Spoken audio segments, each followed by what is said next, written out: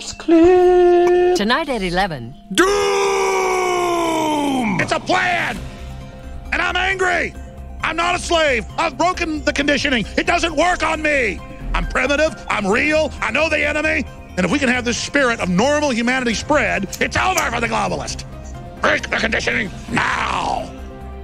Excuse me. This is not the Infowars Nightly News, where the answer to 1984 is not $19.95 plus shipping and handling, but the answer is to try and understand the double-barrel bullcrap, the doublespeak, and the Orwellian wonderland we now find ourselves in. So sit back and relax as I take you through a real alternative look at the news and so-called alternative media alike. Enjoy. Cips clips. Alrighty, YouTubes, another one of Kip's Clips, and welcome to not the Infowars Nightly News, the original alternative look at the alternative media, sceptical about the so-called skeptics, and watch the motherfucking Watchmen, because somebody's got to do it. And tonight, Alex Jones throws Trump under the bus. Hold on, I'm getting some mic flare there, it doesn't look good. Aye. As I suspected, the Illuminati hacked into my computer and turned my mic up to 11. Anyway, I've turned it down to 6, I think. But so, aye, that should be a wee bit better. As Alex Jones throws Donald Trump under the bus, but only for 5 minutes, as we'll come to see tonight. And it's not just any bus; it's Tommy Robinson's big red bus that he's borrowed from. I don't know. I'm not sure whether. Now, the first mantle, I'm sure, went to fucking Cliff Richard on summer holiday, and Tommy Robinson's going on a Muslim bashing holiday. No, watching Tommy for a week or two. Antifa bottling his armed bus. Oh, what a week or two.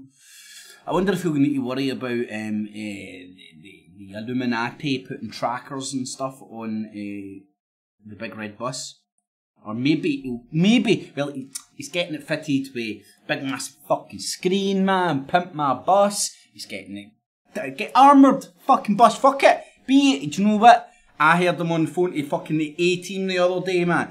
B.A. Baracus himself and fucking Hannibal and Face and the rest of them, the rest of the A-Team are bouncing up and they're going to fucking help Tommy fit out that fucking bus. It's going to be beautiful. But aye, so it's exciting times. Oh, hold on a wee second. Right. Well, before I go into this bullcrap, anyway, because it's a journey through the alternative media, looking for the shared agendas amongst the so-called independent media. To say we're involved in an info war, and here's a good one. We're involved in an info war, and we are the weapons. We've been weaponised. With the ability of shit on the interwebs to sway you one way or the other, man. The governments can no longer control their citizens. Foreign governments can now control citizens in other governments. Fucking every country's fucking wibble-wobbling on the fucking teat of a civil unrest. Confidence in most institutions have never been lower. I mean, this is no accident, man. Strap yourself in. Don't get caught up in the left, right, up, down paradigms. They're only there to divide you and make you pick a team. War is over if you choose it to be over. The war is ongoing, and it's multi-dimensional. Multi-dimensional warfare or unilateral warfare. No, a multi-dimensional warfare. different pronged attacks, information war, Alex Jones, a wee bit of RT, a wee bit of fucking Sputnik, BuzzFeed, Daily Caller, fucking Mike Rivero, all playing tunes with your head, whereas it just used to be your national press, which was all very easily controlled. You can say it's a good thing or a bad thing, but what I'm saying is they disguise themselves like Tommy Robinson, saying that they're telling you the truth, and they're not. They're there to win over your loyalty for fucking one reason or another, and sometimes that reason can just be to cause chaos. Foreign governments want to cause chaos in other countries to fuck with their adversary governments. And if you can't notice right now, there's the warring crime cabals of the world governments is going on to full swing right now. It's the best way to explain it. And they use identity politics, the Jew, the Muslim, the football fan, the fat man Texas guy that loves his guns, the old geek, the old grandfather geek Mike Rivero, all these archetypes, different pigeonholes to suck you in and rile you up and get you involved in this warfare. These democracy scams only stand in front of us and do what they're doing, which I agree is a pile of shite. I don't agree that it's good what they're doing, but they do that with our consent. And all the bitching, moaning, running around, poking people with sticks, fighting with this mob, that mob, choosing this team, that team, getting involved in this fucking moral crusade or that moral crusade, or, oh look, we need to do this now or the world's going to end. It's all part of the fucking machine to control you. And me personally, and I'm talking to myself right now, I find it more productive to put time into turning your own hamster wheel, taking your own direction. I said it before, finding your own North Star gives you a wee bit of direction, and that's things that you may want to achieve, reach, do, fucking go, be, whatever in your life. And all this shit's distraction to try and get you to rock up and fucking take part in a democracy scam one way or the other. Or fucking protests, fucking corporate warfare through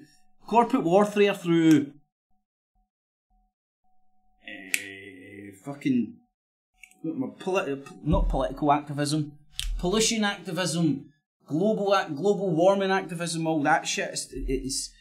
And when you go and boil it down, it's all the multinational corporations that are polluting the world that are fucking funding these groups to go out and fucking point at one mob or the other and say they're the worst thing ever.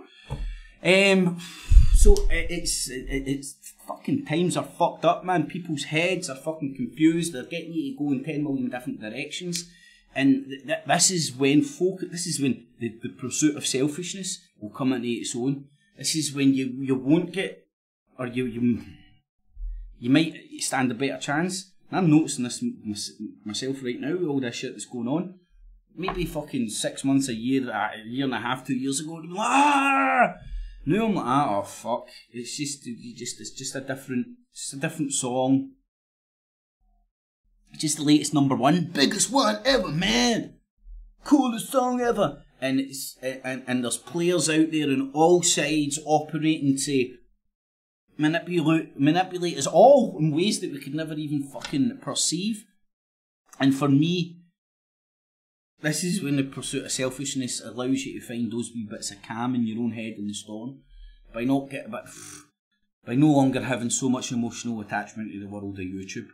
That's a weight off your shoulder, man. By no longer feeling that one man on a YouTube can fucking stop the war. Right? I mean, ultimately what you were doing, me and others, probably others still doing it, I would argue, are participating in the information warfare. They're propagating particular sides of the argument, one or the other. Maybe I'm still guilty of it, and I don't really know. But I have a pursuit not to. I'm in pursuit not to be. I'm in pursuit of trying to fucking deprogram yourself as much as possible. It sounds horrible and callous, but it's when you're watching those fucking chemical weapons shit and all this blood and gore and stuff like that. You really need to disattach yourself from the emotion, because the second that they've got you with the emotion. That's why they drip rape babies and women in front of you all day long. It's the easiest way to engage the people that matter, to drive the public consciousness in one way or the other. But anyway, I'm fucking talking a fucking absolute barrel load of bullshit. But anyway, so tonight we're watching Alex Jones throw Trump under the bus and then pick him up under the brush him off and go, he's compromised, deep state, Illuminati. Tommy Robinson's getting a big red bus and he looks out he's not as well. What's this guy doing? I don't know, man. I don't know. See, I think if John Lennon was here and you put Tommy Robinson in the group of world leaders that John Lennon was calling psychopaths, I think Tommy Robinson would qualify, man. He's walking about, he's fucking poking people with a stick and he can't see his own bigotry. He can't see his own incite to hate. The populace is already here. You can argue about fucking demographics all day fucking long and point to one group over and on, blah blah blah blah, and break down statistics to sing any song you want. But ultimately he knows what he's doing. He's an agent provocateur. He's not walking around telling the truth. He's walking. He's wearing his Rangers top. He's walking into a Celtic supporters club and he's telling the Celtic fans, reminding them how smelly they are and how shite their team are. That isn't somebody telling the truth, that's an agent provocateur. That's how you can tell the difference. Look, scratch beneath the surface and see if they're wearing some sort of a team colours and maybe have an ulterior of all gender. It's nothing more than what the Infowars do. They turn up at left-wing political marches with their fucking I hate left wings, you're a disease shit, fucking make fucking America great again, you're a dumbass. Regalion. It's probably sporting guns and all that. You know what I mean? Yeah! These spittoons and their fucking cowboy hats on and shit. And bouncing up to a bunch of fucking Hillary Clinton supporters and winding them up. And then filming. Look, if you listen to it, listen to Tommy Robinson, this is what these people are all about. Agent provocateurs. They walk around with a camera, pretending they're a journalist, and all they do is go into provocative situations and try and poke people with sticks to get the reaction on camera, which then allows them to project their narrative. Tommy Robinson's got a fucking... Stay tuned. Tommy Robinson's openly admitting this as he's going off his nut and wanking over his red bus. Whew. Anyway, fucking sorry, man. But, it's good to get shit off your chest, man, especially. Aye. I don't know. I'm going to guess we're going to be here tomorrow. Maybe some of us, maybe won't, right? But you know what I'm talking about. The rest of the world's going to be here tomorrow. And the week after. And the week after that. And the week after that. And the week after that. And the week after that. Right? The world. Right? I think it's going to be there. That's my best guess. And I'm going to fucking live like it's going to be here in a few weeks and shit. This ain't apocalypse. This ain't the apocalypse. This isn't biblical prophecy. This is rich cunts trying to redesign the world for their benefit. And this is a rich man's war. And it's very easy to stay out the rich man's war. Don't participate. Don't get caught up in it. My heart pumps absolute fucking pish. No, I've got all the innocent people that die in this. Got my sympathies. But I cannot take... Nobody out there should take the guilt. If you aren't killing any innocent people, don't take the guilt. The guilt or applied guilt of being you the one that should have to fucking go and save these people on your shoulders. Because it'll drive you nuts. It'll make you easily programmable because it'll put you into turn you into the Incredible Hulk. I suggest, well, this is what I suggest. This is my approach. Is to box smart, not hard. So you don't turn into the Incredible Hulk. If you want to try, if you see wrongs in the world and you can't directly go in there and stop the bullets yourself like Batfink, you're best trying to box smart a wee bit. That's what I think. And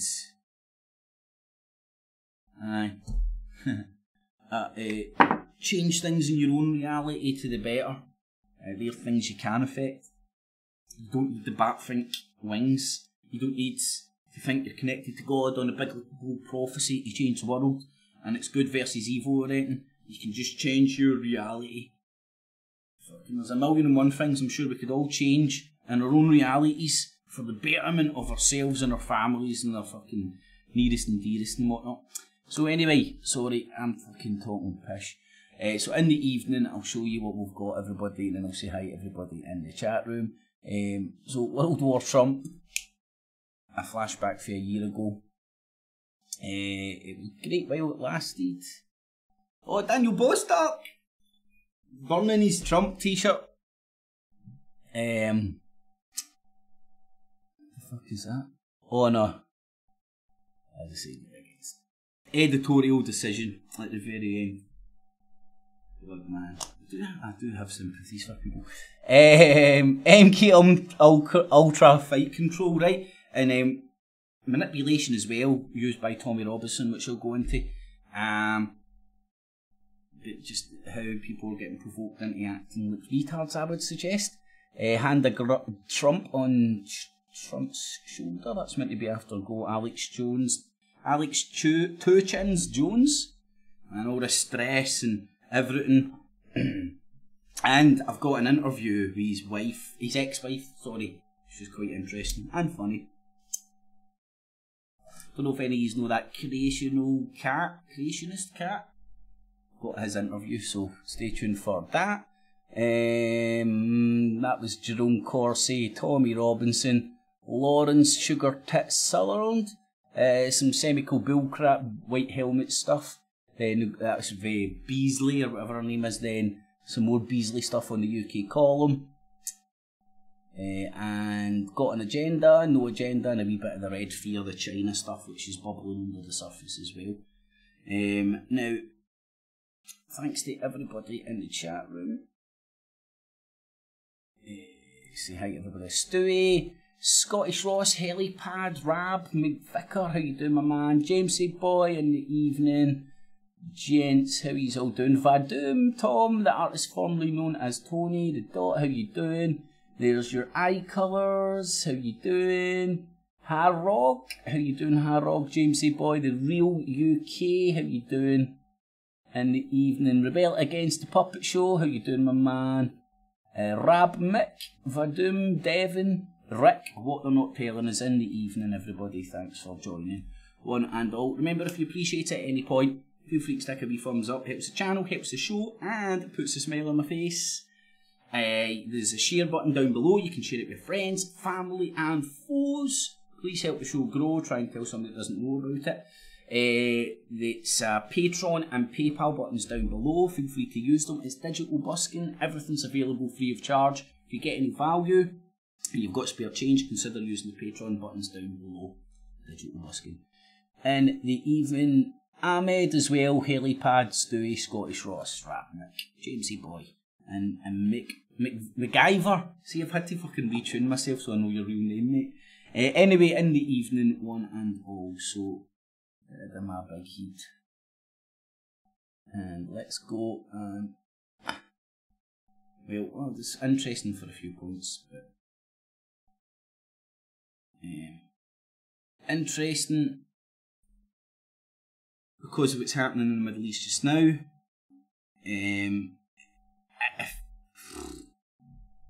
I mean, those strikes that apparently happened in Syria. They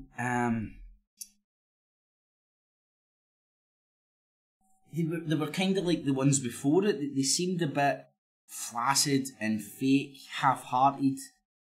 Almost like, right, we're going to hit you now. Get right, tense up, we're going to hit. Like pure signposted it. But anyway, here was Trump, Putin, Erdogan deal rumbles through the Middle East. This is back a year ago.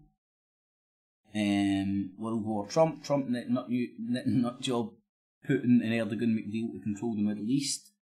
Now, this is one thing people. It's not surprising.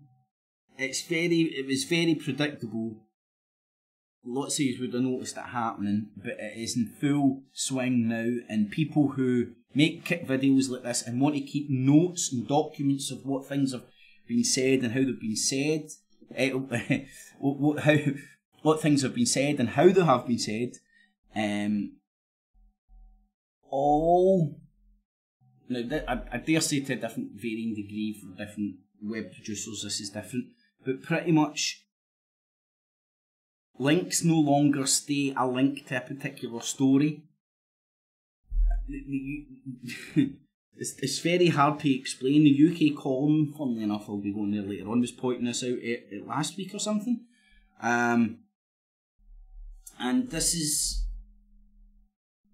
I believe, because the press understood that having everything documented, stamped, and fucking kept in such an easy, accessible database, these mainstream media, all media outlets, could be held very accountable for the shit that they've published in the past and present. And they realised that they were getting pulled up for it. I mean, how many times have you seen on the alternative conspiracy media them pulling up old articles from BBC about this bullcrap, that bullcrap, so on and so forth? And there was always a point of reference, and you could go and search that and bring it up. Ah, voila! The memory hole has been created. So, in hindsight, the videos, the actual video footage and the screen capture clips that get out there are invaluable in the sense that they are a visual record of what was getting published to a certain degree, because it could be faked, you know what I mean? Everything could be fake, but to a certain degree, there's a certain few things that you could easily just, the timestamp and whatnot. But anyway, but that is the memory hole being created, I do believe. So I wanted to quickly show that. What was this? Oh, aye. This was funny. Oh, what, man? Oh, I'm going to get my conspiracy head on. There's my fucking tinfoil. Get that out the shelf. I want my... Where's my tinfoil fucking hat?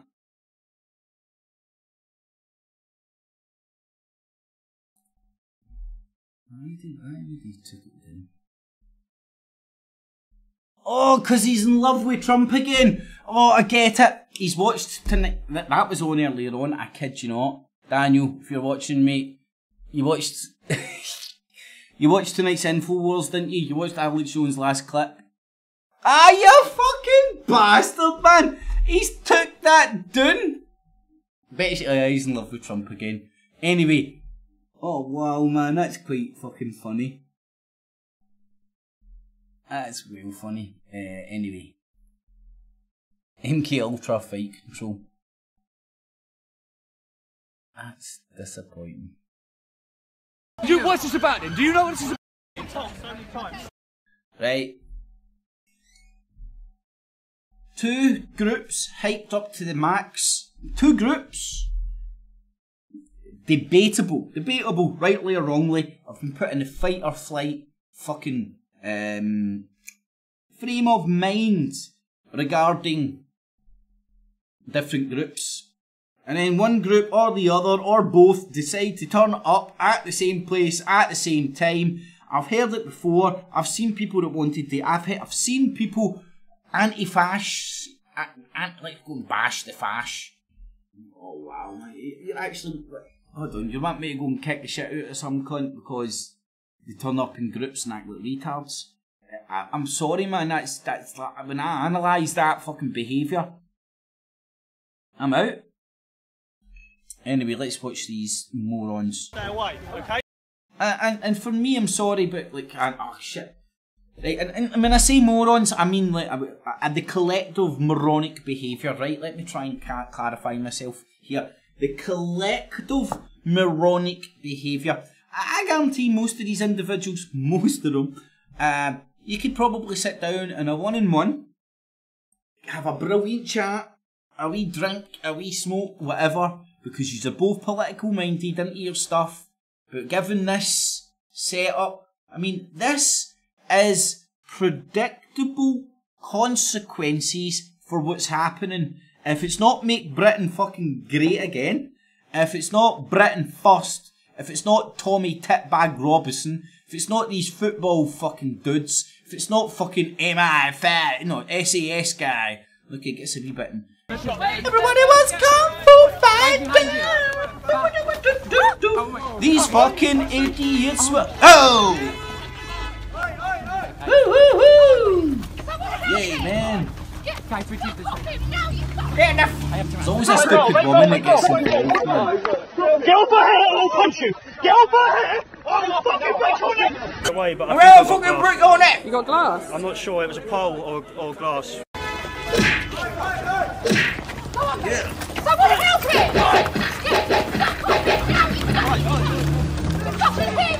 Woo! I predict the riots! I predict the riots! I'm black! Look at my dark skin! What? What? Shut up, black! Shut up! I'm black! I'm black and I'm black and I'm black, yo! I'm black and I'm black and I'm black, yo! Right. So, all fun and games in making Britain great again. I know what will make Britain great again, right? Now, here's the fact. When that group was set up, there was a demographic of brown people in this country. Agree with it, disagree with it, I know who I would point at and blame if I had a problem with it. And it wouldn't be the brown people that went, oh, hey, opportunity, I'm coming over here to stay. Right? But then when they fucking decided to make Britain great again, they just started going around predominantly brown areas, mosques, winding up brown people, poking them with a stick. Look at Latherin Sugar Tits Sutherland, who thinks it's a social experiment. You know, I think you've got every right in your... do you know what? Here's where my freedoms are at. She should have had the right, she does, in fact, she did have the right to go up in the middle of a Muslim area, start calling Muhammad a poof, right? Batter in, sugar tits, right? What I'm saying is, see if you're going to put on a Rangers top and bounce into a Celtic shop and remind them how smelly they are and how shite their team are, and how I can say that after the weekend, I don't know, but I'm still saying it. I think the Celtic fans should have the right to kick the shit out of you. You know what I mean? That's why I would put my Rangers top on, go in a Celtic fucking club and remind them how smelly they are and how shitty their team are. I'd do it over YouTube. But anyway, shits and giggles aside, hopefully it's making a good point. These people are agent provocateurs, and the consequences of these agents doing provocative actions is Tommy Robinson getting beat up off of fucking teenage morons, and these fucking morons getting beat up off over even more morons, and running battles in the street about people who claim to fucking, I'm more peaceful than you bastard! It's backward and it's retarded. Every single one that's participating in this shit, you're turning up to a fight and then you're surprised when a fight happens. Right? I don't know. Now, this is just the usual gang fight, right? Tommy Robinson's... This is just nothing. This is just a usual gang fight. Look, it's a bunch of wee boys, man. Right? Look, that one decides to take him on. I think he's got a belt. It's not a machete or something. It's just a pole or something. Right? You can take, like, it's just took a good few of those whacks with the pole quite easy. Down to the ground, arms around him, on top, like a squirrel. Squad tactics. Right? Now, Europeans, people fight in Birmingham. No, it's a bunch of wee fucking Neds, as we would call them up here. Probably involved in gangs, and look, that looks like an older cunt that actually went at them all with a stick. Look, and that looks like a bunch of like teenagers bouncing over his heat. Right? He's stamping all over them. It's that shit happens. I'm not fucking I'm not condoning shit like that, by the way. I am not condoning shit. I am not condoning stuff like this. Even that big boy there, not even guys have handbags when they go to fights. You see him? It was literally handbags. He literally brought his handbag. But look, not one of them's over 20. A few of them are like between like 12 and all that. It's a couple of wee squads. Somebody's brother and mother stunk. Shagged your mother. Disrespect me, bruv, or something. And somebody got their head stamped on.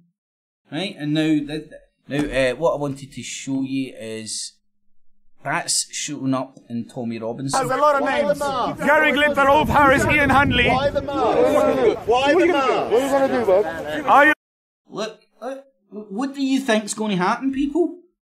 Here, hold on. I was going to say Mr. Black there because of the subliminal. Mr. Brown suggested doing something like this the other day, a bit like bonsai, banzai, I can kind of remember. Banzai! Right, so take your bets now. Right? This black guy, Terminator looking motherfuckers, turned up at Speaker's Corner! Dressed like the fucking, the Blade Runner, what am I looking for here? Who's fucking Samuel L. Jackson fucking... Ah, no Samuel L. Jackson. Shit. Wesley Snipes. Wesley Snipes is Blade.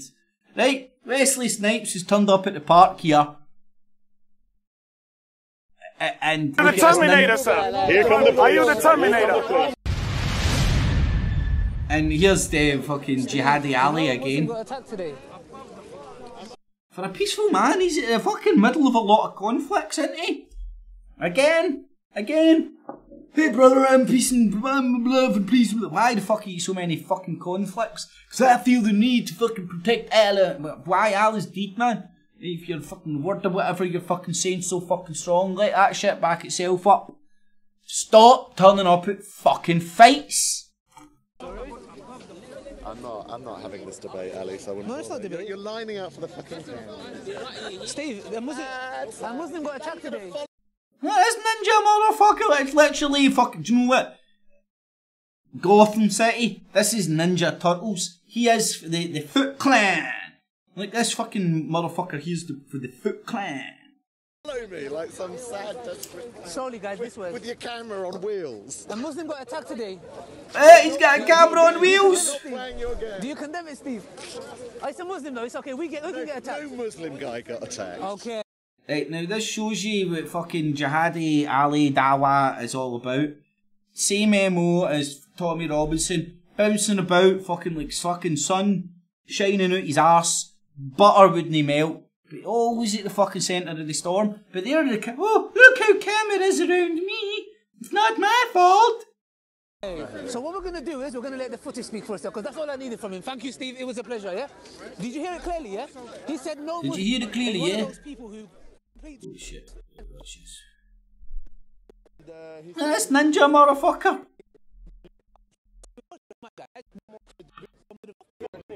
Why the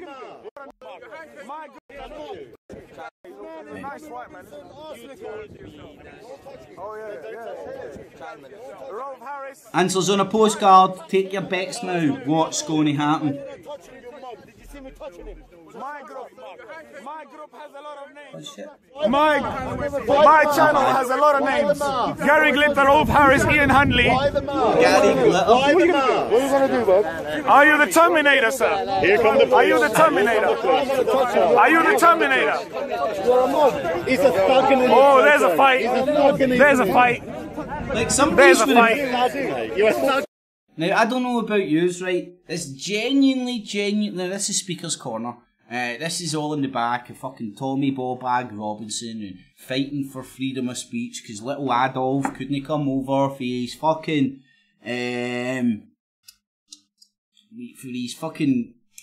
no chateau, I can't remember, the fucking wooden house in the fucking hills in Austria. Yole, woohoo! And he's fucking yodeling to fucking Hitler.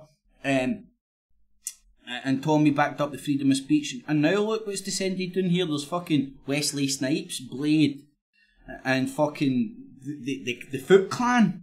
Right? Literally, what the fuck is this, man? That you've got Blade. I don't know, that isn't Marvel or anything, no, it's just Blade. And then you've got fucking Teenage Mutant Ninja Turtles, where the Foot Clan comes from. And that's Disney or some shit, I don't know, man. It's made out of ectoplasm. And the two companies don't normally work together. And you go down to Speaker's Corner, you've got Wesley Snipes and the Foot Clan fucking fighting over fucking shit.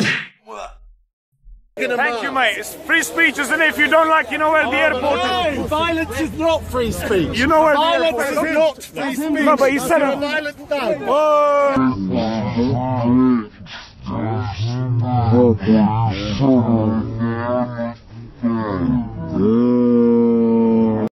It wasn't really a punch, it was more a bitch slap, but still technically assault.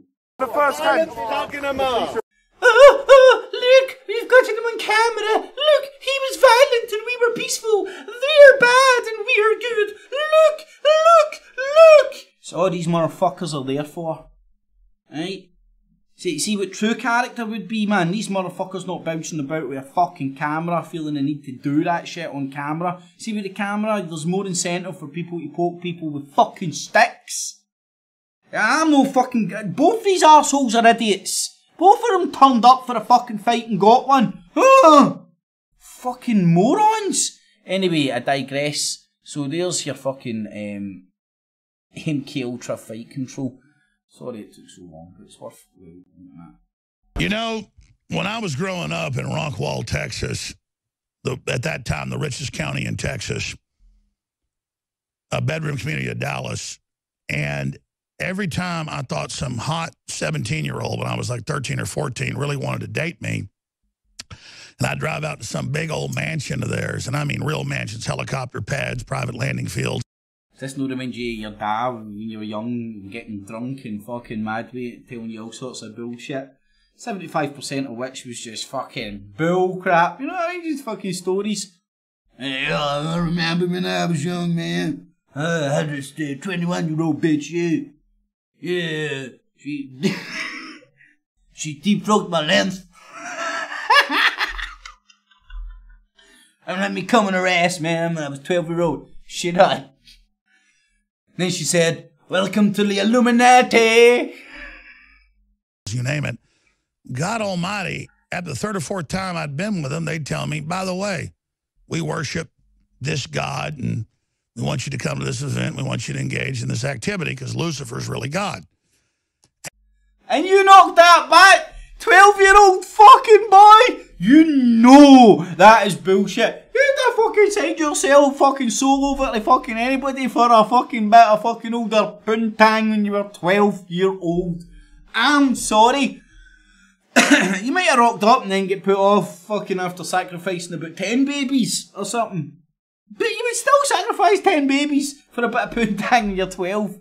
Now, I'm being sarcastic here, right? Anyway. Alex Jones, yeah, man. When I was back in Nam, man. When I was back in Nam. I had older woman. Anyway, I just find that fucking comical. They got it. They rolled Trump. Right, now, again, he knows this is live. He knows it's going out. Live streams, Facebook, Twitter, fucking all the different fucking things that they're doing now.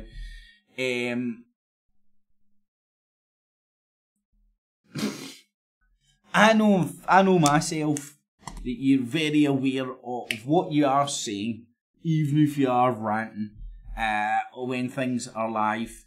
If you are coherent enough to remember that you're live. And he looks coherent enough to remember that he's live here, so coherent enough that he tells him, man, stop the feed.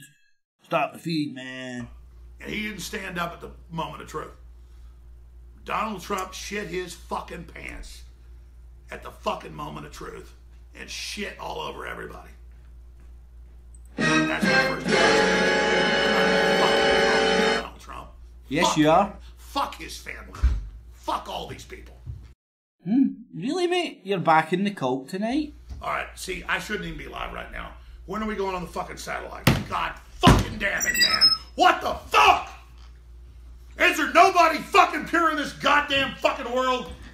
See, now I'm fucking pissed right now. Syria fought Al-Qaeda, they fought ISIS, they fought it all. And now you got fucking all these people shitting all over us. And the goddamn fucking liberal. I don't know about you guys, right? See, when you hear somebody who doesn't swear and you hear them over swearing, you're like, you've just decided to swear there. You know what, man? It doesn't sound right. It doesn't fit in with their pattern of words. It doesn't fit in with their pattern of speech. And this to me sounds like a 12-year-old kid pretending that 19-year-olds want to blow him and shit. I mean, sorry, sounds like a 12-year-old kid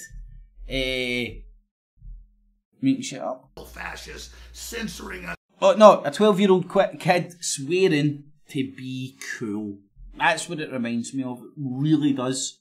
everywhere the last 2 days. We did an emergency fucking 36-hour broadcast trying to stop this shit that can lead to World War III. And you fucking liberal pieces of fucking shit, you fucking assholes, fucking support this. Fuck you. You fucking goddamn degenerate fucks. Try and maintain the appearance of anti-war. Remember, Alex Jones got a lot of his fan base on the anti-war rhetoric that he put out. That's where, I'm pretty sure that's what initially attracted me to him. That was the sort of a stuff I liked. He was anti-war, he was showing you how these wars came about and stuff. And now he's part of the war machine. He is your direct, Donald Trump's direct mouthpiece. Usually fucking old man Stone sitting under the fucking table with his hand up his ass. And fucking Mueller and fucking Comey and fucking... I'm gonna have my birthday party at the theater. Yay! See, I shouldn't even be on there right now. And now, Mattis and the chairman of the Joint Chiefs and Trump have shit from end to end all over it. And I am sick to my stomach right now. It's like he's trying to do the and Mattis looks Team like America fucking Emperor monologue. Palpatine. When that cocksucker knows full fucking well that Al-Qaeda and ISIS staged all those fucking chemical attacks, and now they're blaming it on the goddamn motherfucking I shouldn't be on there right now. When the fuck are we going live? I can't do this shit anymore. Ready to go live? Fuck Trump and fuck these fucking people. At a certain point, man, I am sick of all you fucking liberals and mainlanders. You're a bunch of cowardly fucks. You're not Americans. What's going on? Hey, we're ready to go live. Okay. Should we shut these feeds down and delete those? And I'm going to try to control myself. Yes. Dude, just shut those feeds down and restart them, okay? Okay. Okay. God damn it. No.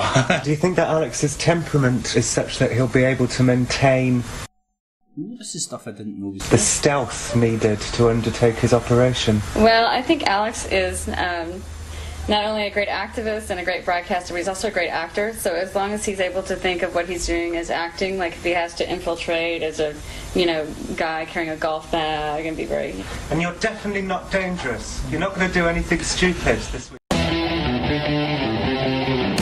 Defending the Republic from... Here's a funny version. I'm not in a fucking cult for Donald Trump. Fuck him. Fuck his family. Fuck all these people. Everybody's got their breaking point. Donald Trump shit his fucking pants at the fucking moment of truth and shit all over everybody. God fucking damn it, man. What the fuck? See, now I'm fucking pissed right now, trying to stop this shit that can lead to World War III. And you fucking liberal pieces of fucking shit, you fucking assholes, fucking support this. Fuck you. You fucking goddamn degenerate fucks. And fucking Mueller and fucking Comey and fuck you. My pledge to you is I'm going to shoot you straight. And Mattis looks like a fucking Emperor Palpatine. That cocksucker.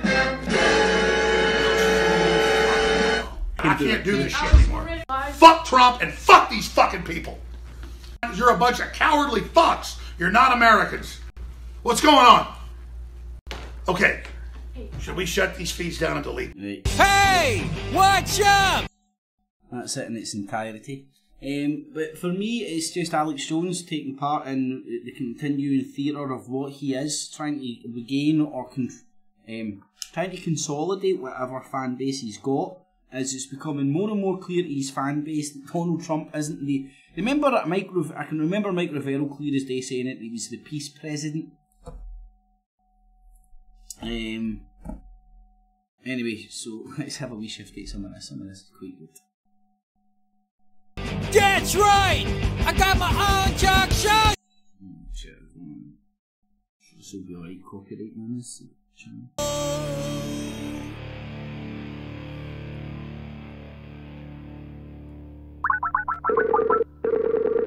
I never used new cats. Could use Skype.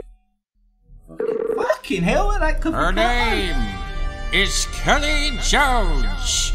loving mother, free speech and court corruption activist, and ex-wife of the infamous internet conspiracy theorist and guy who freaks out and then suddenly rips his shirt off as if his skin is on fire and screams like a freaking maniac who's flipping his shit all the time, Alex Jones! Yes, she knows the man who thinks that the turning the freaking frogs gay like nobody else! And she's here today to tell her one-of-a-kind freaking story!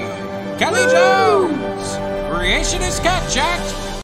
Not dropped the name. Hey, Kelly Jones! Welcome to Creationist Cat Chat, the Lord's Chosen Talk Show. How you doing? I'm doing pretty good, Cece, thanks. Great! Well, Kelly Jones, I really hope you don't mind, but for security reasons right now, I'm required to ask, are you or have you ever been a member of the deep state, Freemasonic, Illuminati, Satanic, cultural Marxist, New World Order, globalist demon elites? No.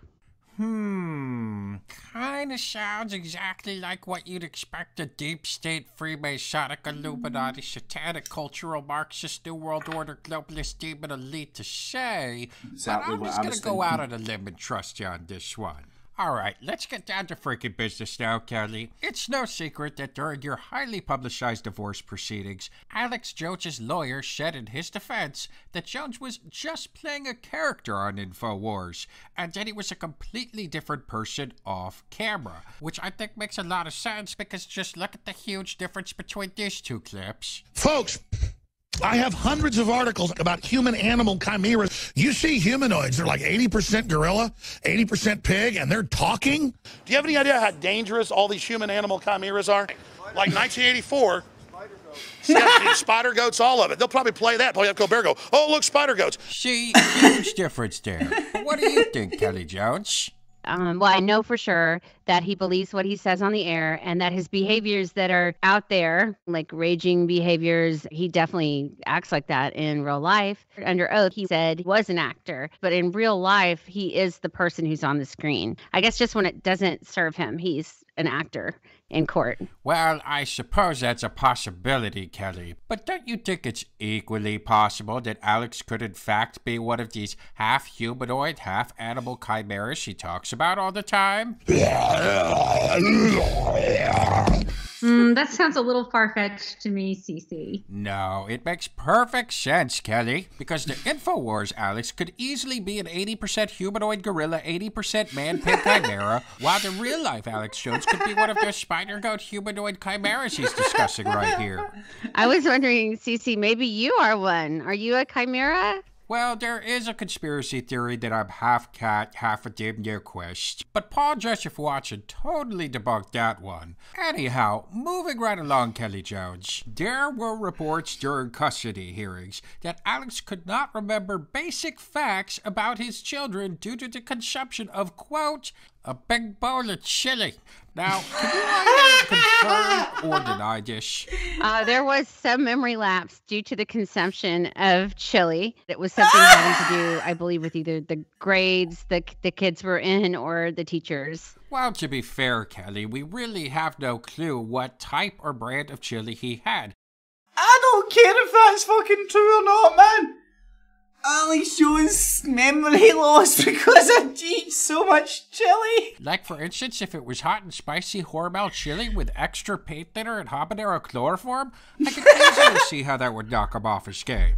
I don't know, Cece. I mean, we are from Texas, and you do eat a lot of chili in Texas, so it is a surprising response. I don't know, Kelly. I mean, a big, powerful bowl of chili. That's the best picture ever, man. The funny thing is, most of it's real. And maybe a few brain force pills on top of that, and he wouldn't know if he was coming or going. I don't know. I mean, I've seen some interesting reports from BuzzFeed about what's in those pills. Wait a second, Kelly. Are you intimating that maybe... Now, I'm in no denial here that this is a fucking Alex Jones hit piece. But it is funny as fuck. In their advertisements? I'm not even aware of the content Creationist Cat puts out. The name gives you a hint, but you can't nail it to the mast to make the irony or something. But here's Alex Jones's wife coming out, talking about her lack of freedom of speech after Alex Jones got a hold of her with his lawyer. Oh, come on. Are you for real, Kelly? I mean, take a look at this before and after photo. Super male vitality clearly gave him a bad tan and increased his love handles by at least 2.5%. It's interesting. It definitely, he appears a little bit more pink.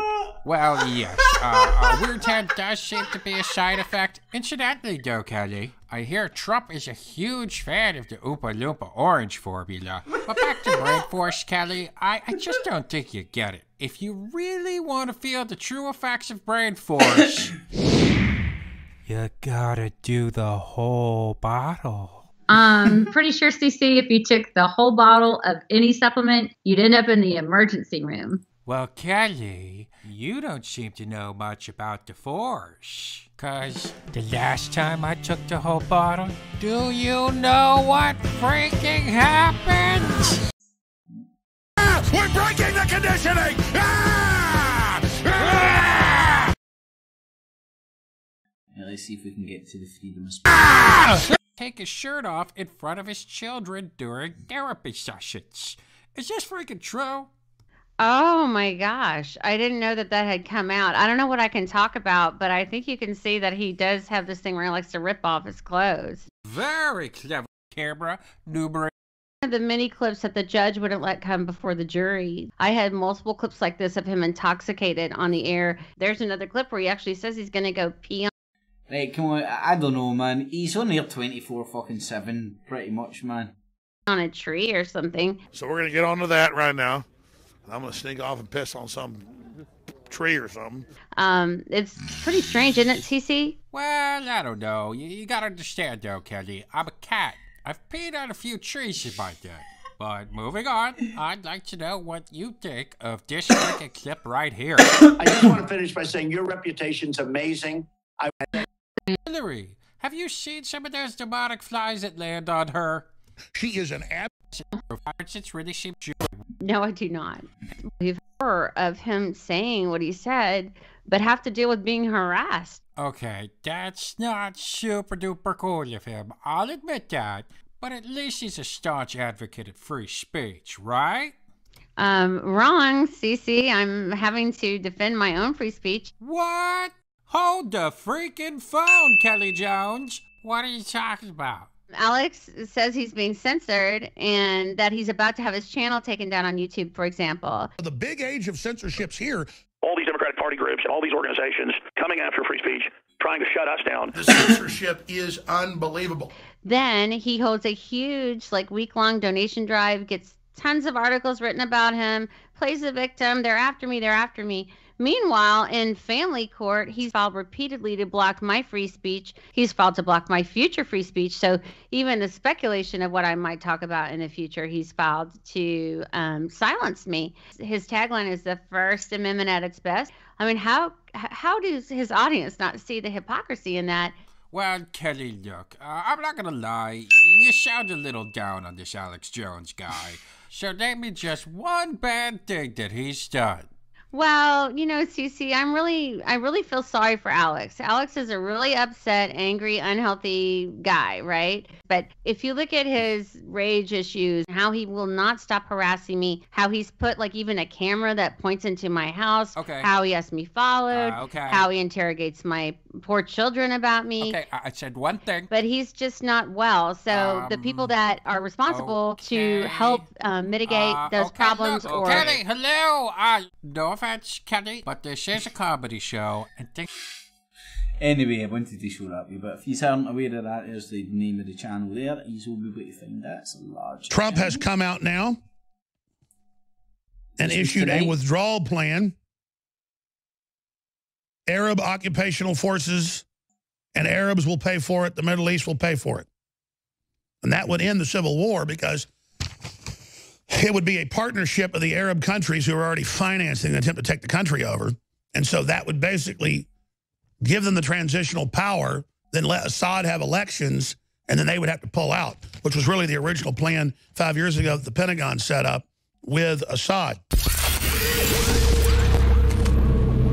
If you are receiving this transmission, a few years ago who has been involved in all sorts of corruption cases, and then she has ordered the entire private database of Michael Cohen and Donald Trump digitized and put in a federal searchable database, so all of the Clinton still seems in bed with Trump. Grab the material and leak it to the four winds however they want. How's that for justice? But here's the thing. They wouldn't be doing all this bold criminal stuff, in my view, if they weren't going down the tubes. What? All right. I thought Trump They was wouldn't be doing any of that if they weren't in pure crisis mode. And here's the thing. I love Trump. I got mad about the airstrikes because I know they were bold. I'm not in a fucking cult for Donald Trump. Any of that if they weren't in pure crisis mode. And here's the thing. I love Trump. I got mad about the airstrikes because I know I'm not in a fucking cult for Donald Trump. Fuck him. Fuck his family. No, pure crisis mode. And here's the thing. I love Trump. I got mad about the airstrikes because I know they were bold. I'm not in a fucking cult for Donald Trump. Fuck him. Fuck his family. Fuck all these people. What a difference a weekend makes. Flipping out. Flip-flopping. Flipping-flopping. That he's got North Korea coming to the table. But the fact that the globalists hate Trump and the fact that he's bringing sovereignty back and bringing jobs back, that shows you that they are really upset, and that now we're basically with Trump or something wrong with man. against Trump. Check this out. And we need to understand that if Trump fails, we have people that are consciously evil, who consciously have openly said they want to end free speech in this country. Trump has come out now and issued a withdrawal plan. Hell, I don't know if that was laugh or fucking torture. Arab occupational forces and Arabs will pay for it. The Middle East will pay for it. And that would end the... Trump's going to build a wall in Syria. That's his solution. It's going to be an extension for Israel's wall. And it's going to kind of like go into Syria, along, up and over the Golan Heights, all the way up to Turkey. A big lovely fucking wall. I think that's what Trump's going to... don't worry though. Jones is behind it because it'll stop all the fucking brown people from getting everywhere. We don't know fucking brown people, we fucking move now, do we? And then... but don't worry, the Arabs and all that, their oil shit and all that, they'll build the wall. We'll just tell them how to do it and police it and all that shit. Civil war, because it would be a partnership of the Arab countries who are already financing the attempt to take the country over. And so that would basically give them the transitional power. Like, we went to stay with Alex Jones is maybe what happened with Daniel Bostock. What a difference a weekend makes. A fat man in Texas convincing you Trump is paying for the chance. I am a beautiful singer. I don't know why I haven't been snapped up, to be quite frank. Then let Assad have elections, and then they would have to pull out, which was really the original plan 5 years ago that the Pentagon set up with Assad. And they basically told Obama, we're not doing your immoral plan, turning this over to Al-Qaeda and ISIS. Now, we knew this was the case months ago. Hey, it's Postman Pat. Who does fucking Bolton look like? It's no Postman Pat. I done my I got my Dallas Goldberg software out, and I done a facial recognition pattern on Bolton just to make sure he wasn't the reincarnation of Postman Pat. You've all seen Gold Tits, Dallas Gold Tits. He's on the ball, that guy. But it's clearly a message to Russia. They better go along with the deal. And I'm not defending the strikes. I still think they're a terrible idea. Because we know the rebels are the ones behind the last chemical attacks. Not defending the strikes, but... There's no evidence these new chemical attacks even happened. Mainstream media runs videos that are clearly fake. I better laugh this time. I mean, if you're a TV viewer, play the clip from this weekend that's been all over the internet and all over TV of a chemical weapons attack. Right, now, watch this for manipulation. I'm going to put this down to a mistake, because the way the fat man's under attack so much right now, he wouldn't do this deliberately. What he's going to show you is a classroom playing. Now, I wish I could remember where I seen this. Some of you out there might have seen this. Now, he's telling you that this is some of the footage that was doing the rounds of an alleged chemical attack. I'm telling you it isn't. It doesn't make the footage look any better. The footage is still what the footage is. What it may be, who the fuck knows, right? But, and I wish I could remember the fucking source it came from. Fuck, don't believe me, I don't care, but this isn't the footage of the chemical attack. And they spliced in with old attacks that did happen of clearly dying people, but let's roll some of that footage for TV viewers. See, this is not it. Now, again, a normal person would see... Nobody out there is trying to pretend this is real. If you see this in the longevity, all the kids are in the classroom and you clearly hear a whistle and they all start acting and all that. What they're doing, I don't know. Right? You could say it's play acting with kids, but the kids are getting abused because they're getting used for propaganda. But this video isn't getting propagated. Like, no, it's not. See the doctor there, wink. He looks over, says, "Get ready." He falls over. No one else falls over around him. And they zoom in with the camera, and the little kid above him starts. This isn't footage. The West. This is what I'm claiming. Alex Jones is putting this in the context that this is some of the footage the West is using as evidence of a chemical attack. I'm telling you it isn't. I know it isn't. I know this is from another source. I just wish I could fucking remember and where I seen it. It's laughing. That kid's looking around in between, acting like they're convulsing. I mean, it's fake. It's like a bad play.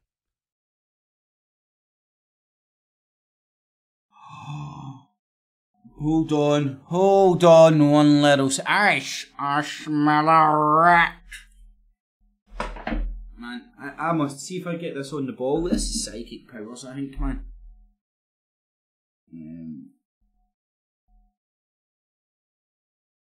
Let me see if I can find this.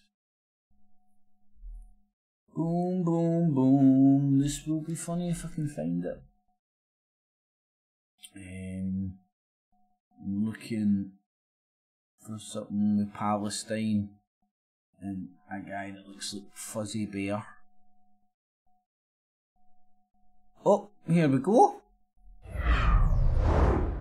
Let's see if this is the same footage. Now, I'm not saying it definitely is. I'm saying I'm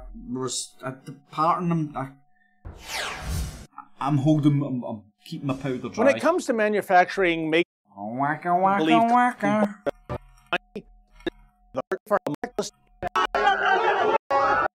Hugging for the for the insect got by the info initially. Yeah, both into your sweat. Shit, it's not that one. Where the fuck would I have seen footage like that?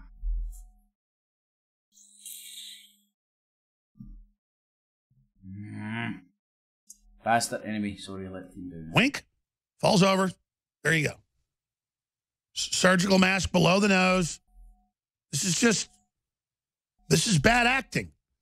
And by the way, who thinks all these doctors are really 18 years old, 16 years old? The doctors are clearly school children. Clearly. This isn't... I mean, look at this.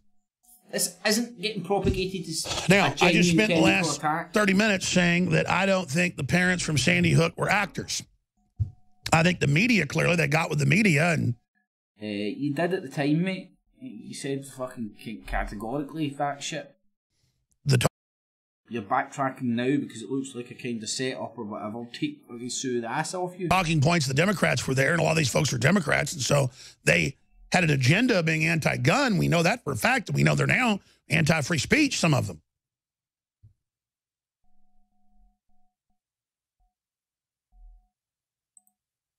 But you know, on this whole Sandy Hook thing, there's some interesting opportunities here because we can get these thrown out, even in trap.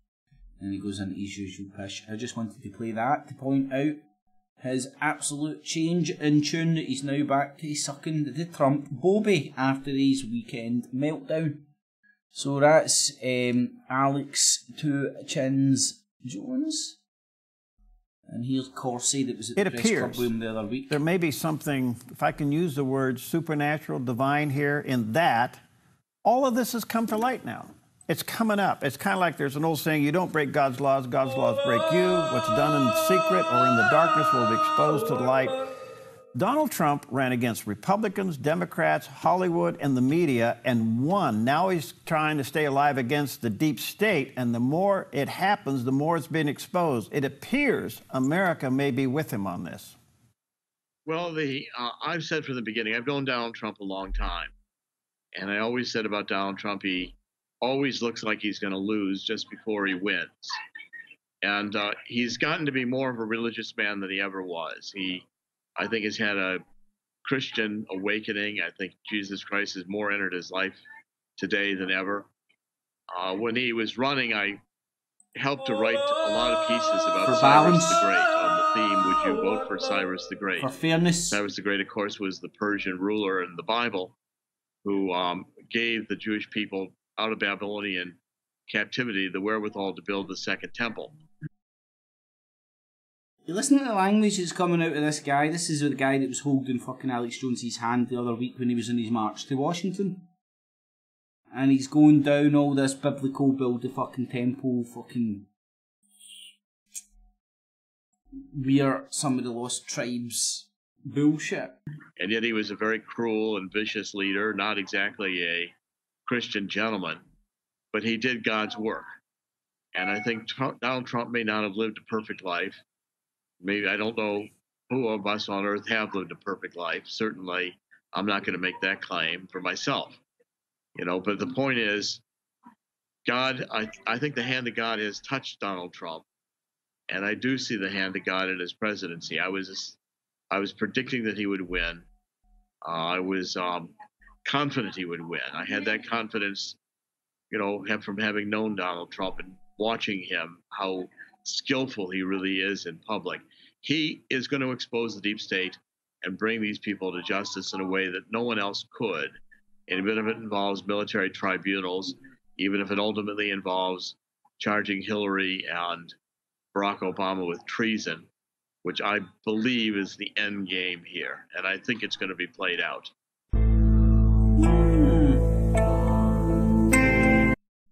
How interesting. Right, let's get you Tommy. Get some new fun stuff in here. Let me just open it all.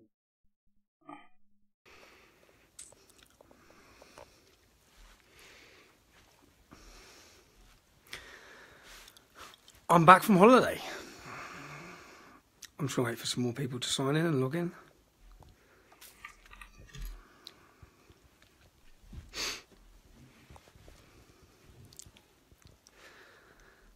How do I get... There you go. Thanks, Judy. You making another cup of tea? So, look, I'm peeling. I'm peeling from my holiday. I want to tell you a story about my holiday. It's a great story. It's a great story. I went to Tenerife. I've just been to Tenerife with my children. When I went independent, if you're watching this, give it a share. When I went independent, I sat down with Kaylin, George and Lucy. Lucy left Rebel Media. I asked Kaylin and George if they'd work, and all of them if they'd work voluntary with me. He's independent, but he tells people to vote UKIP. So that we could show people what we want to do. So people could see what an independent Tommy Robinson will be doing. I wanted people to see what we'd be doing. And we went non-stop. Literally non-stop. We travelled everywhere. And I said then that I was going to have a 2-week break when my children were on half-term. I've just been on holiday with my family. Kaylin and George and the camera team are on holiday now, or they're on a break now, and we start back on the 17th. And when we start back on the 17th, we are going hell for leather again. I've got so many stories, so many shocking stories that we're going to bring you. Stories that the media are refusing to talk about, even though they know about them. But the reason why I want to talk to you now, quickly, is about Barry Armstrong from Newcastle. Barry, if you're watching this, brilliant, mate. So I've gone on holiday, I've gone to Tenerife, and I've met a man called Barry Armstrong. And I'm with my family. And I met up with Lutz Bachmann. Lutz Bachmann is the German leader of Pegida and the founder of Pegida. He lives in Tenerife, so I went on... No! Come on! I'll give you 10, 20, 30 seconds. Analyse what he just said there, and please tell me if anybody finds that exceedingly fucking funny. Now, I'll hint at the fact I can't spell Tenerife. I'll show you a hint. This is Tenerife. Closer to the Western Sahara than fucking Europe. And the leader of the German Pegida is a fucking refugee. Fucking guy moaning about refuge. Guy fucking moaning about Africans going and staying in Europe. It's a fucking European staying in fucking Africa. Oh man, you can't make that shit up. Tommy Titbag, my man. Please play that again. That's one of your greatest hits. That's almost as good as, yeah, governor, honestly, I'm getting done for attempted journalism. Honest. On holiday, I took my kids away and I went to the German leader, Barry Armstrong. Brilliant, mate. So I've gone on holiday, I've gone to Tenerife, and I've met a man called Barry Armstrong. And I'm with my family.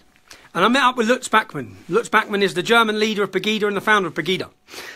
Woohoo! Pegida, Pegida, Pegida, Patata, who fucking cares? It's that fucking German Hitler, Tommy Robinson cunt, who's wanting to save Europe from the marauding hordes of Muslims from Africa. Hey, Pegida, send us a wee fucking postcard for Western Sahara and you're popping out for some fucking milk. You fucking backward fucking tramps. These cunts are fucking unbelievable. Hey, yes, young fucking coked up fucking muppet getting some sort of a fucking hard on because some 72 fucking year old rich moron. Man, this guy's fucking took fucking money out of that cunt's fucking grandkid's fucking mouths. He lives in Tenerife, so I went on holiday, I took my kids away and I went to meet with Lutz. And because I get on great with Lutz, I love him. So I want to spend a couple of days with Lutz. And I met this man called Barry Armstrong. And he's come up, he started speaking, he said, can I take yous for dinner? Can I take yous out somewhere for dinner? So we went out for dinner. He bought me a 1.2 kilo of steak. Brilliant, yeah. But as we're talking, Barry's asked, what are your plans? What are your plans? Tommy Robinson will get bummed that night, didn't he? Here, Tommy! What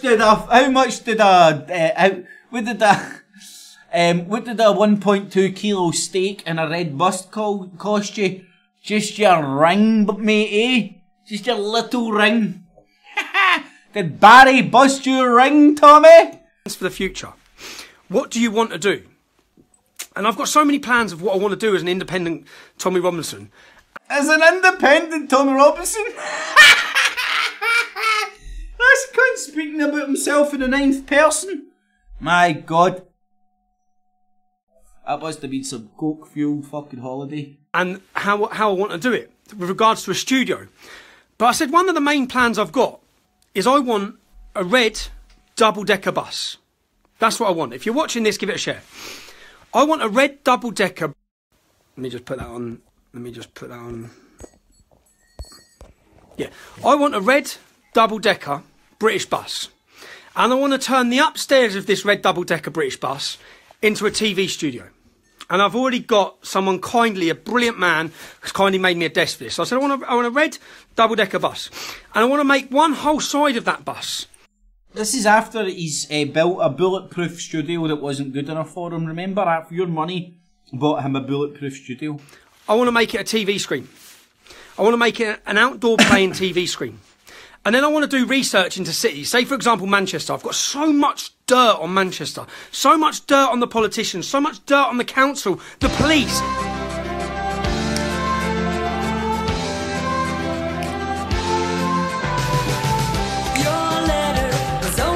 The start of it. Don't worry, Barry will sort you out. You want us a big armoured red bus for Tommy. There must be something that you always want to do. Big red bus just for the Muslims, you know. Barry fixed it for Tommy. Tommy. Ba ba ba. Barry.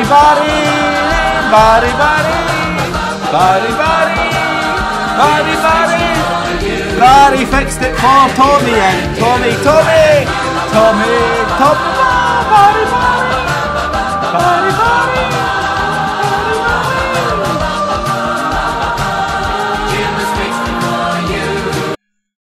There you go. All you need is Barry. Tommy, he fixed it all for you. All of them. Your dreams are going to come true. Of what they're up to and who they're working with and how they're enhancing the radicalisation themselves of extremist groups. So I'll explain this to Barry. That's what I want to do, Barry. I want to travel around the UK and I'll let people know.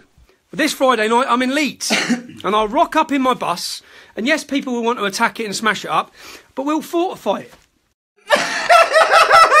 Alright, we'll fucking no.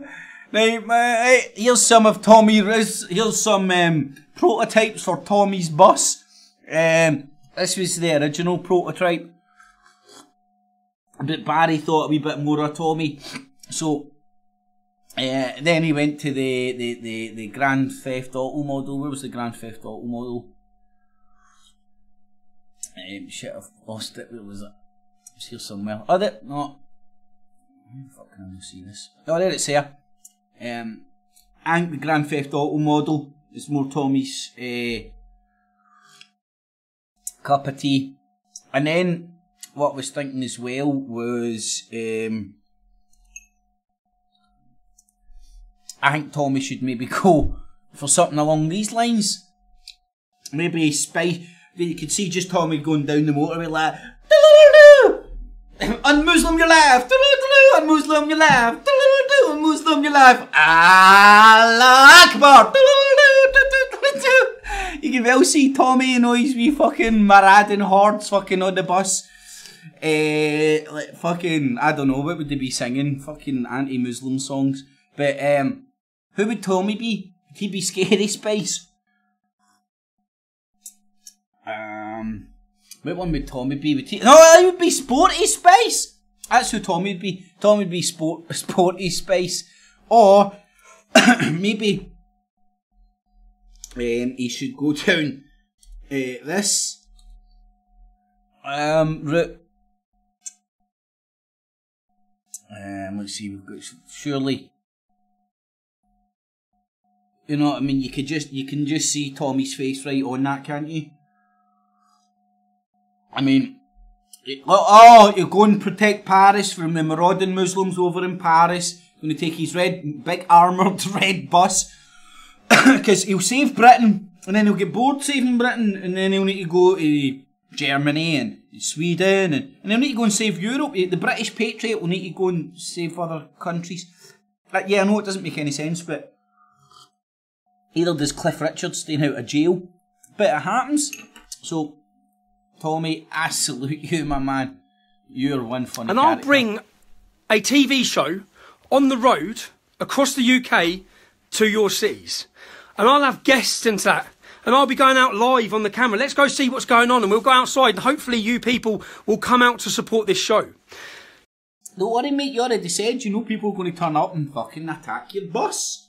Antifa, your supporters are going to turn up. And Antifa are going to turn up. And there'll be a big fight. And you'll be, what will you be doing, Tommy? Tell us what So explain, it's going to get smashed up, but it'll all be on camera when it gets smashed up.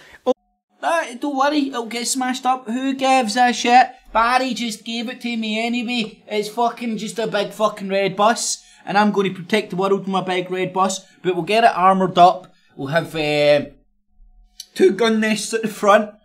No, 2 holy water nests at the front. Couple of priests at the back.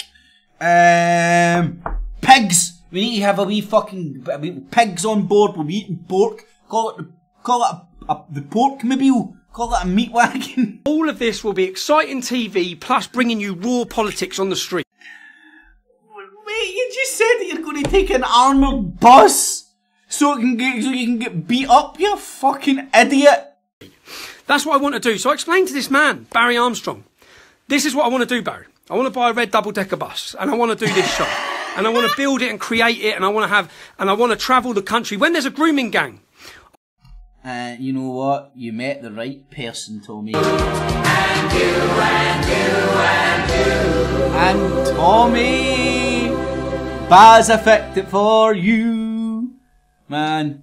You're Royal Britannia, man. You're going to get an MBE for all your hard work, Tommy, protecting us.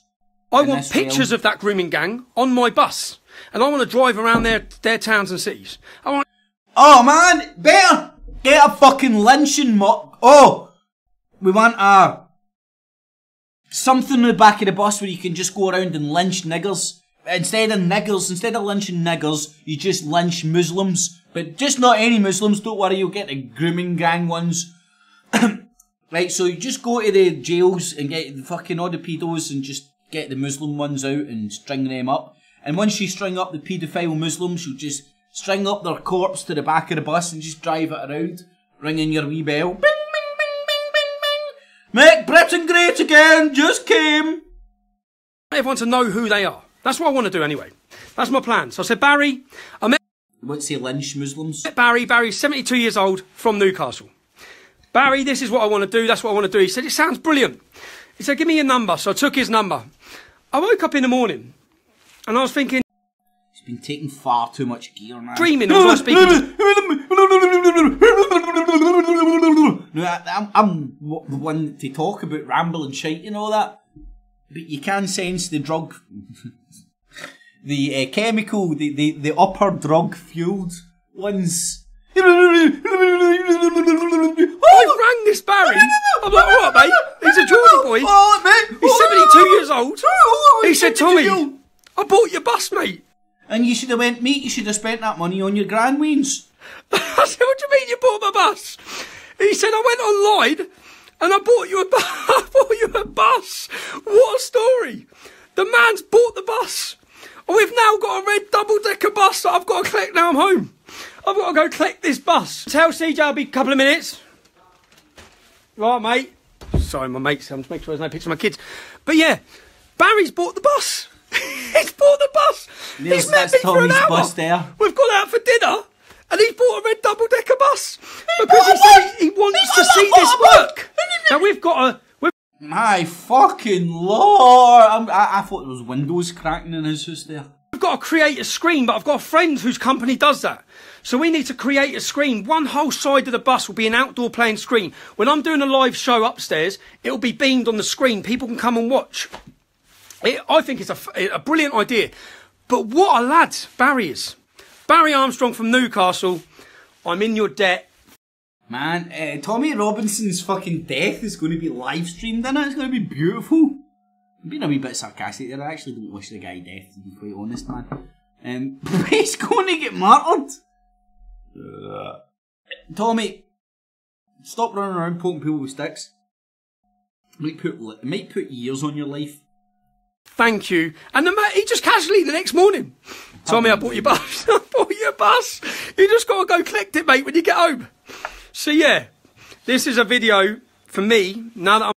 Tommy Robinson's building the big red Death Star to take out militant Islam. Tommy Robinson is Jason Bourne. I'm home to say to Barry, mate, what a legend. What a legend. Barry, I want a motorbike and I'll protect you for a brown person too. Barry. Hello, Barry. In fact, I like a begging video with Barry. Maybe we can just make begging video. I'll protect you for the Muslims. Just give me $1 million and I'll make I'll burn up Glasgow. Goons are trying to interrupt, yeah. So Barry's bought a bus. We now own a red double decker bus.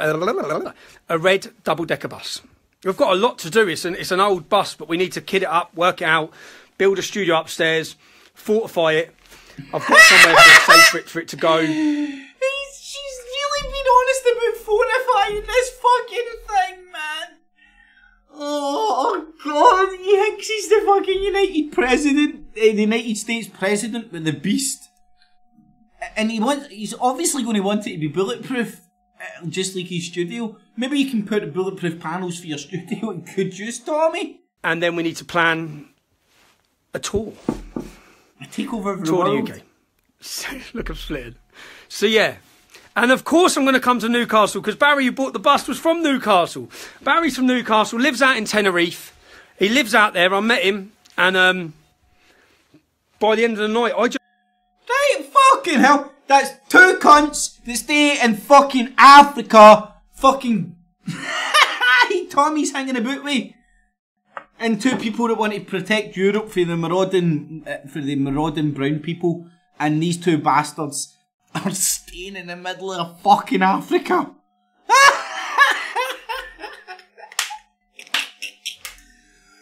I mean, Tenerife was only conquered with the Spanish in about the 15th or 16th century.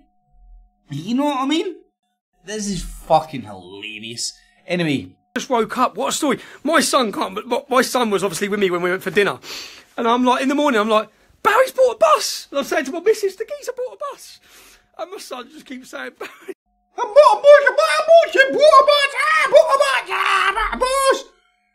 Fucking sounds like the Bud advert. What's up?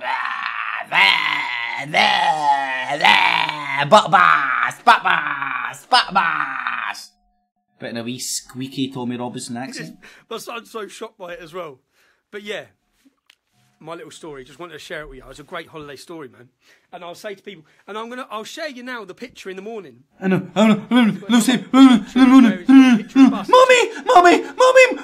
I had the paper, the Times, Mommy, and then we went down to the park, and then I played on the swings, and then I went down the chute, and the chute was so good that I went on the chute again, and then the guy said, you can go on the chute as many times as you want, my name's Barry, you can go, and Mommy, after I went on the chute, there was a death slide, and I went on the death slide 6 times in a row, Mommy, yeah, it looks like I'm full of cocaine and very excited, Mommy, yeah, I know, but Mommy, death slide 10 times, normal slide 4 times in a row, and I didn't even scrape my knee once, Mommy!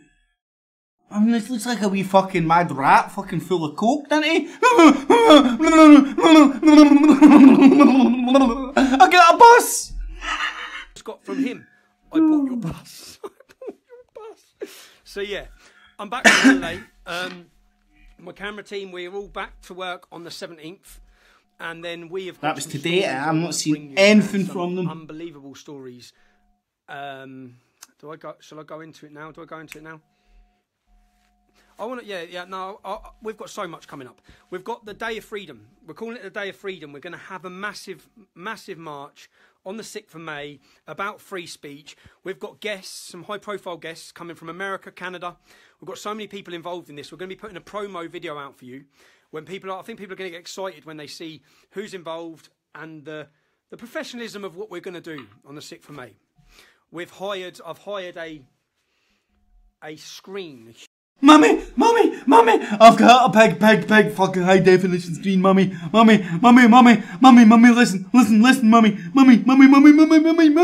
listen. Huge screen, so we can show videos. I really want to dissect and show people what's going on with freedom of speech in the UK, the way it's being attacked, and it's organised. It's organised with our politicians, our police leaders, our government are working now with social media companies to remove your ability to listen to other points of view. That's what they're doing. That's the future. That's what's currently happening, whether it be Facebook, whether it be Twitter, whether it be YouTube. They're putting pressure on all of them. That's fascism. When the government are working with companies in order to isolate and attack people because of their beliefs. And yeah, but anyway, so many plans. Just wanted to share that story about Barry. Mummy, Barry mummy, Armstrong, mummy, you legend. mummy, Thank mummy, you. mummy, And Barry's my I've new said best friend, 17, mummy, back on my mummy, team. mummy, We are I'm gonna going to say go hello to non-stop. Barry every So day. much we wanna He's my bring new you. best friend, So mummy. many stories, so many things to show. And, Mummy, mummy, yeah, we're gonna be I'm back going on to the do really good, mummy, So, mummy. And another thing, because I haven't said it again, or haven't had the opportunity, I want to say to every single person. Oh, look at that, man. Superb, Tony. Tommy's going on a summer holiday. He'll be beating up Muslims for a week or two. Pedo Cleve driving his big red bus. Tommy Robinson's anti-Muslim tour coming to you. See, who says I can't fucking sing? Beautiful. Tony. Cheers, Tony. What's happened? Anyone. So I say to people, if you want to support us, go to tommyrobinson.online. I've been overwhelmed by the amount of support we're receiving. I wouldn't be able to plan things or trips or look at where we're going next and I'll go to fucking Tenerife for 2 weeks. Dedicate the time and have Kaylin, George and Lucy. Obviously, they've volunteered for the last 6 weeks. They've volunteered for the last 6 weeks. We now want to progress into a team where I hope that everyone's enjoyed the content for the last, since I've gone independent. We want to bring plenty more of that, and I just want to say a personal to any single person who has took the time to go online. If you took the time even to share our videos, I want to say a thank you. The Twitter are trying to remove us. The only way to combat that and to stop that is for people to go on themselves and share the content that we put up. So yeah, if you've gone on, anyone who's supported us, anyone who's helped us financially on tommyrobinson.online, a personal thank you from me to you. We have a massive future planned. And mummy, we want to and rock mummy, the nation. and mummy, I'm going to do we want really to well, become mummy. the media Mummy, outlet honestly. or the media Mummy, channel, mummy, or the I'm going to go-to do really channel good. for the opposite view, which we already are. I'm going to bring you a news story in the next week that's going to shock this nation. It's going to shock this nation, the absolute disgraceful treatment of 3 families who lost their sons, who were murdered. And yeah, I don't want to go into too much because I want to save it for the programme we're about to bring you. I've met these families, spent time with them. In fact, the week before. Mummy, I'm not going to tell you, even though I'm probably going to tell you in the next few wee sentences and stuff. Mummy, honestly, I'm not going to tell you. My cocaine-riddled mind's not going to get the better of me. I'm not so excited, Mummy. I'm not just going to tell you everything that's about it and you can find out what case Before it I went is. on holiday, I haven't stopped thinking about these families. And I haven't stopped. And I've heard some terrible stories over the last 10 years. But nothing could compare me to... I must have cried my eyes out for a week. Every time I go away and I think about it. And I think about what these mothers are having to go through. And these are 3 young boys who were murdered in London as a car mounted the pavement and killed them.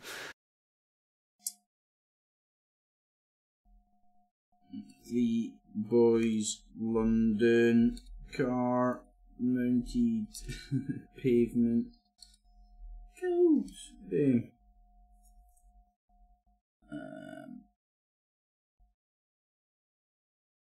That sounds about right.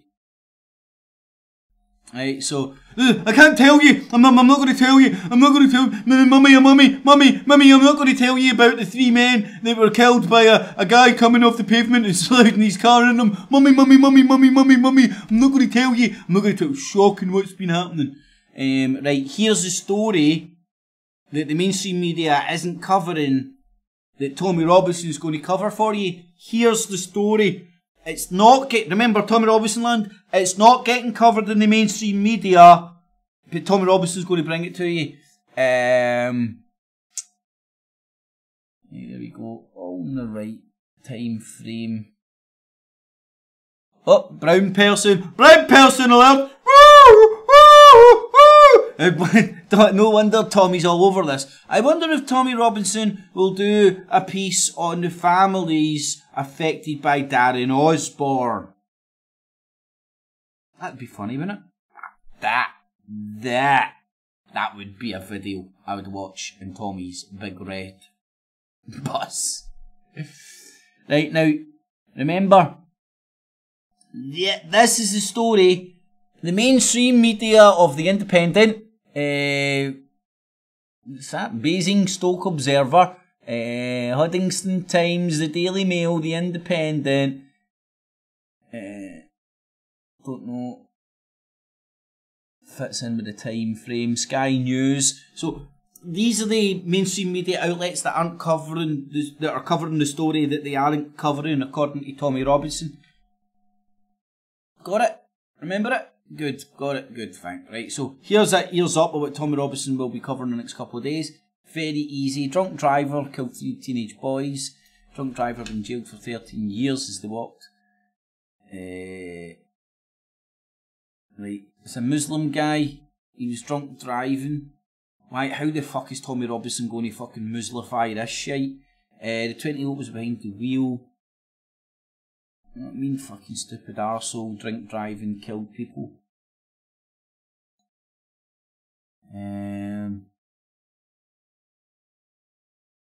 Let's modify.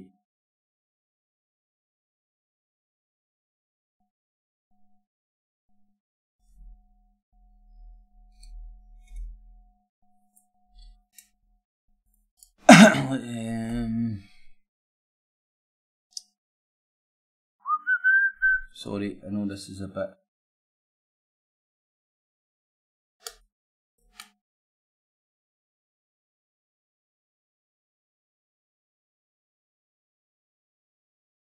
Let's see if this is it. F.E.A.R police were for tearing down family flowers left after tragic death. Alright, no, that isn't it. Just looking for something a bit more up to date. What did I do there? Anyway, so let's have a look at the Mail. This is the Nazi paper. Go and check it out. Rotten hell, families of 3 teenage boys killed by callous drink driver as they walked to the say they should never be released after he's been jailed for 13 years. So they're complaining about this Muslim dude only getting jailed for 13 years, right? Now, this is the thing about this. For me, the argument here is the justice system isn't issuing out justice. Not that this dude's a Muslim, but Tommy Robinson's going to spin it into Muslim haters. I don't know how he's going to spin it. It'll be very interesting to see how he's going to spin this. The treatment of the mothers. So the mothers will be pissed off that this Muslim guy's killed their sons, and now it's just venting itself. It's rather than just hating him as an individual, they're hating him and fucking Muslims as well.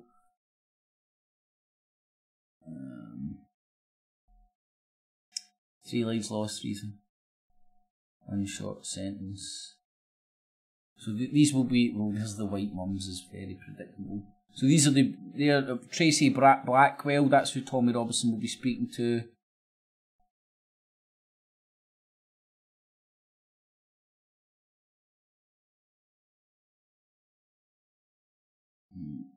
Oh, what is fucking Tommy?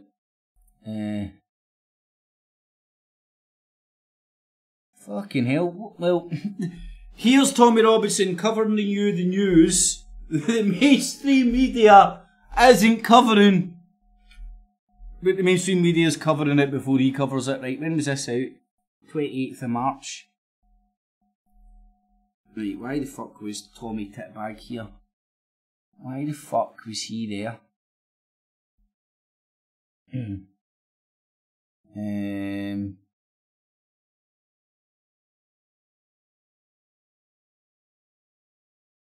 His barrister recalled his first meeting with Jacinda in a small office in the Magistrates Court while mitigating the right amount of credit for his guilty plea. She describes it as being impossible to take instructions from him that day as he was in a state of despair and barely illegible. The hearing was interrupted.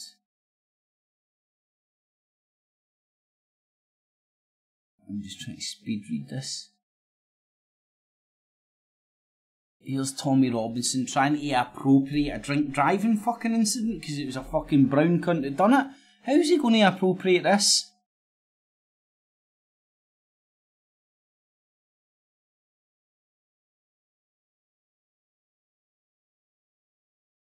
A hire car driving.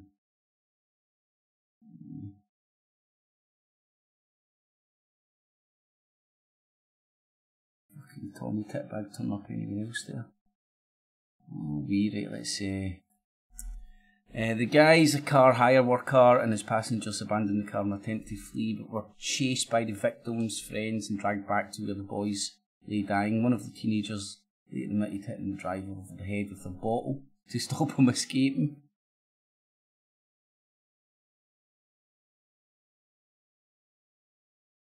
Why the fuck's Tommy Robinson turning up there? The boys were making their way home. It was an accident. Like, that guy's a scumfuck for doing it, right? Anyway, so that's who Tommy Robinson will be chatting to.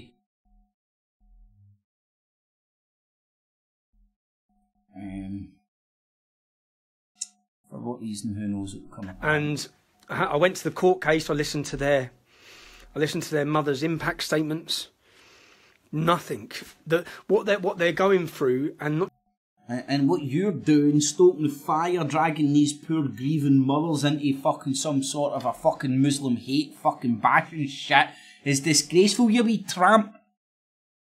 Anyway, fuck off back to fucking Africa, you prick and holiday. Fuck off to Africa. Jim will fix it for you to get your big red bus, you prick.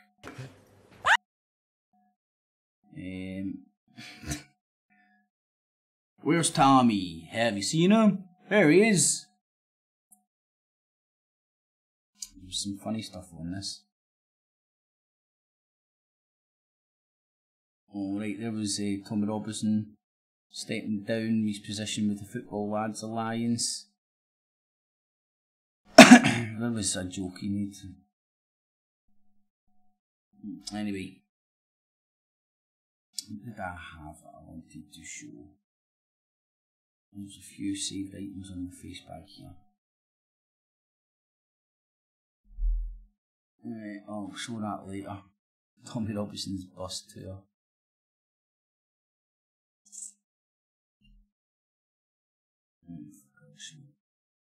So this is what he's put together.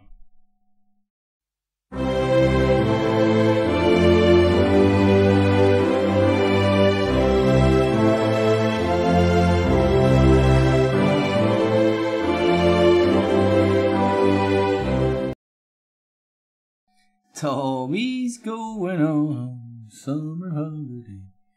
And we've got rid of that shit. And the space bus. Right, but there you go. It's not too hard to tell what pish that guy is on about. You should fuck off back to Africa. Right, this is the best one.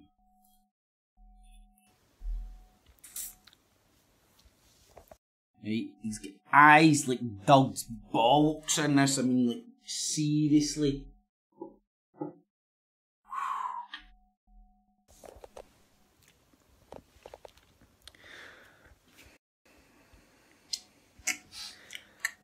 I'm still waiting for my camera team to get back. I'm itching to go.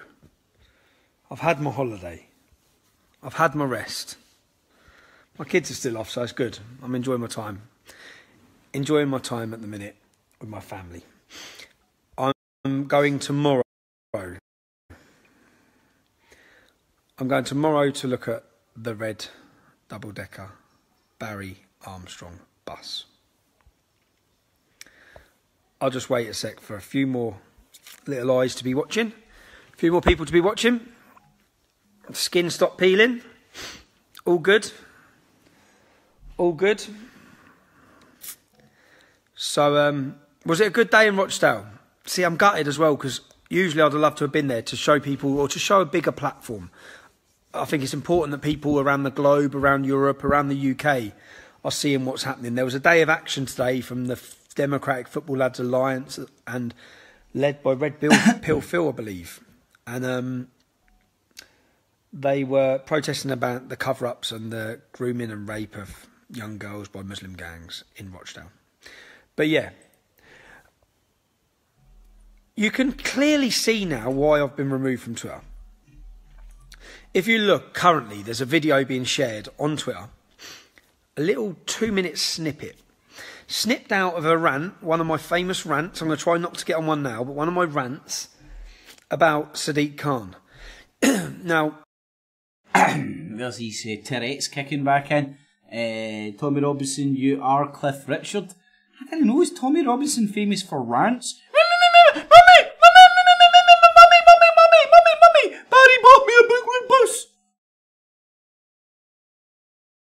They're making out like this rant was recent. It wasn't. It was a while ago. Ages ago. And that rant was at a time that Sadiq Khan was publicly saying on the TV, Donald Trump is not welcome in London, in his city. Donald Trump is not welcome in his city, in his country.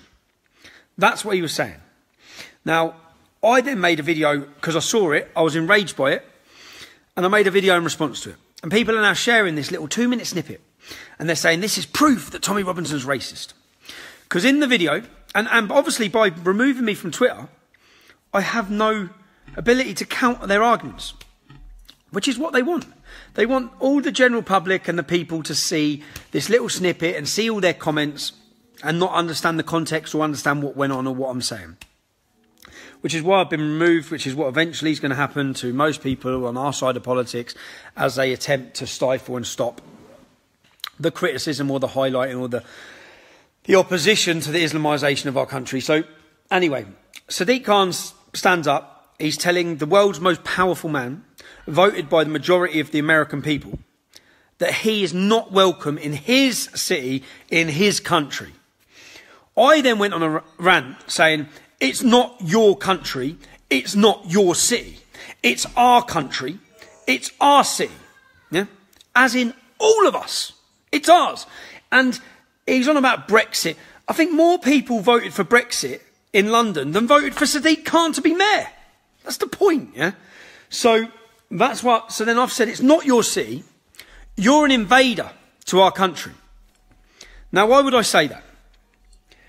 If Sadiq Khan was asked, I've met Sadiq Khan face to face. I met him when I was in prison. I asked him loads of questions. I asked him, in fact, what I found out is one of the people posting today about me being far right and racist is Majid Nawaz. Majid Nawaz from the Quillian Foundation, Majid Nawaz who pockets millions of pounds over the years from our government in order to be the acceptable voice, to give a voice against Islam or Islamic extremism, to be the Muslim go-to person, yeah? Now, he's saying I'm far-right extremist. Now, when I actually, if Sadiq Khan was sat down and asked, what comes first to you, Sadiq? Is it Islam or is it Britain? It's Islam. What comes first to you, Sadiq, as the mayor for the Labour Party? Is it the Labour Manifesto or is it the Quran? It's the Quran. It's Islam. Islam first every time. Now, Sadiq Khan, anyone knows his history. He defended the bomber from September the 11th. He defended, is it Farrakhan, a man who said that all white people have the devil in them. He's defended extremist after extremist, shared platform after platform after platform. Now, when I saw Sadiq Khan when I was in prison, sorry, my kids are upstairs. When I saw Sadiq Khan when I was in jail, I come out and I saw him because he was the shadow minister for prisons, and he was walking through. So I went up to him. I said, "All right," and he said, "Oh, I saw you just left the EDL." I said, "Yeah, I did." Tommy Robinson meetings with the Quirlian group, who's on the government payroll and worked with them for a wee bit. While he's in prison as well, just hanging around with the future mayor of London. As you do. He goes, "Oh, normal lad feeling. I used to be friends with Majid Nawaz." I said, "Oh yeah, when?" And guess when he was friends with Majid Nawaz? Well, Majid Nawaz was part of Hizb ut-Tahrir, an extremist radical Islamic organisation who want a world caliphate. Majid Nawaz ended up being imprisoned for terrorism charges because of Hizb ut-Tahrir in Egypt. Well, when Majid Nawaz was leading all this crazy caliphate bullshit, guess who was his friend? Sadiq Khan. Sadiq Khan told me that to my face. Okay? So when if I say Sadiq Khan is an invader to our country, I mean that he has the interests of Islam first. The first thing he did get when he got in was mayor was get rid of the cleavage on women in the posters, to start making parts of London Sharia compliant. I hear one of the things he's now talking about is women only trains and tubes. Part of the tube, when you're on the London tube, part of it That's bullshit, innit? That will never get done, by the way.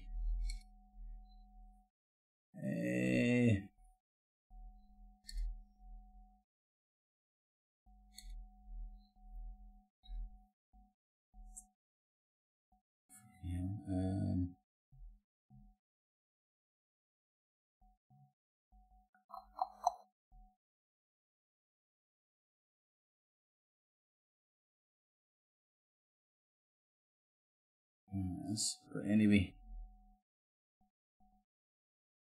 there's the 14th of April. Oh shit, that's not. Fuck knows. Anyway,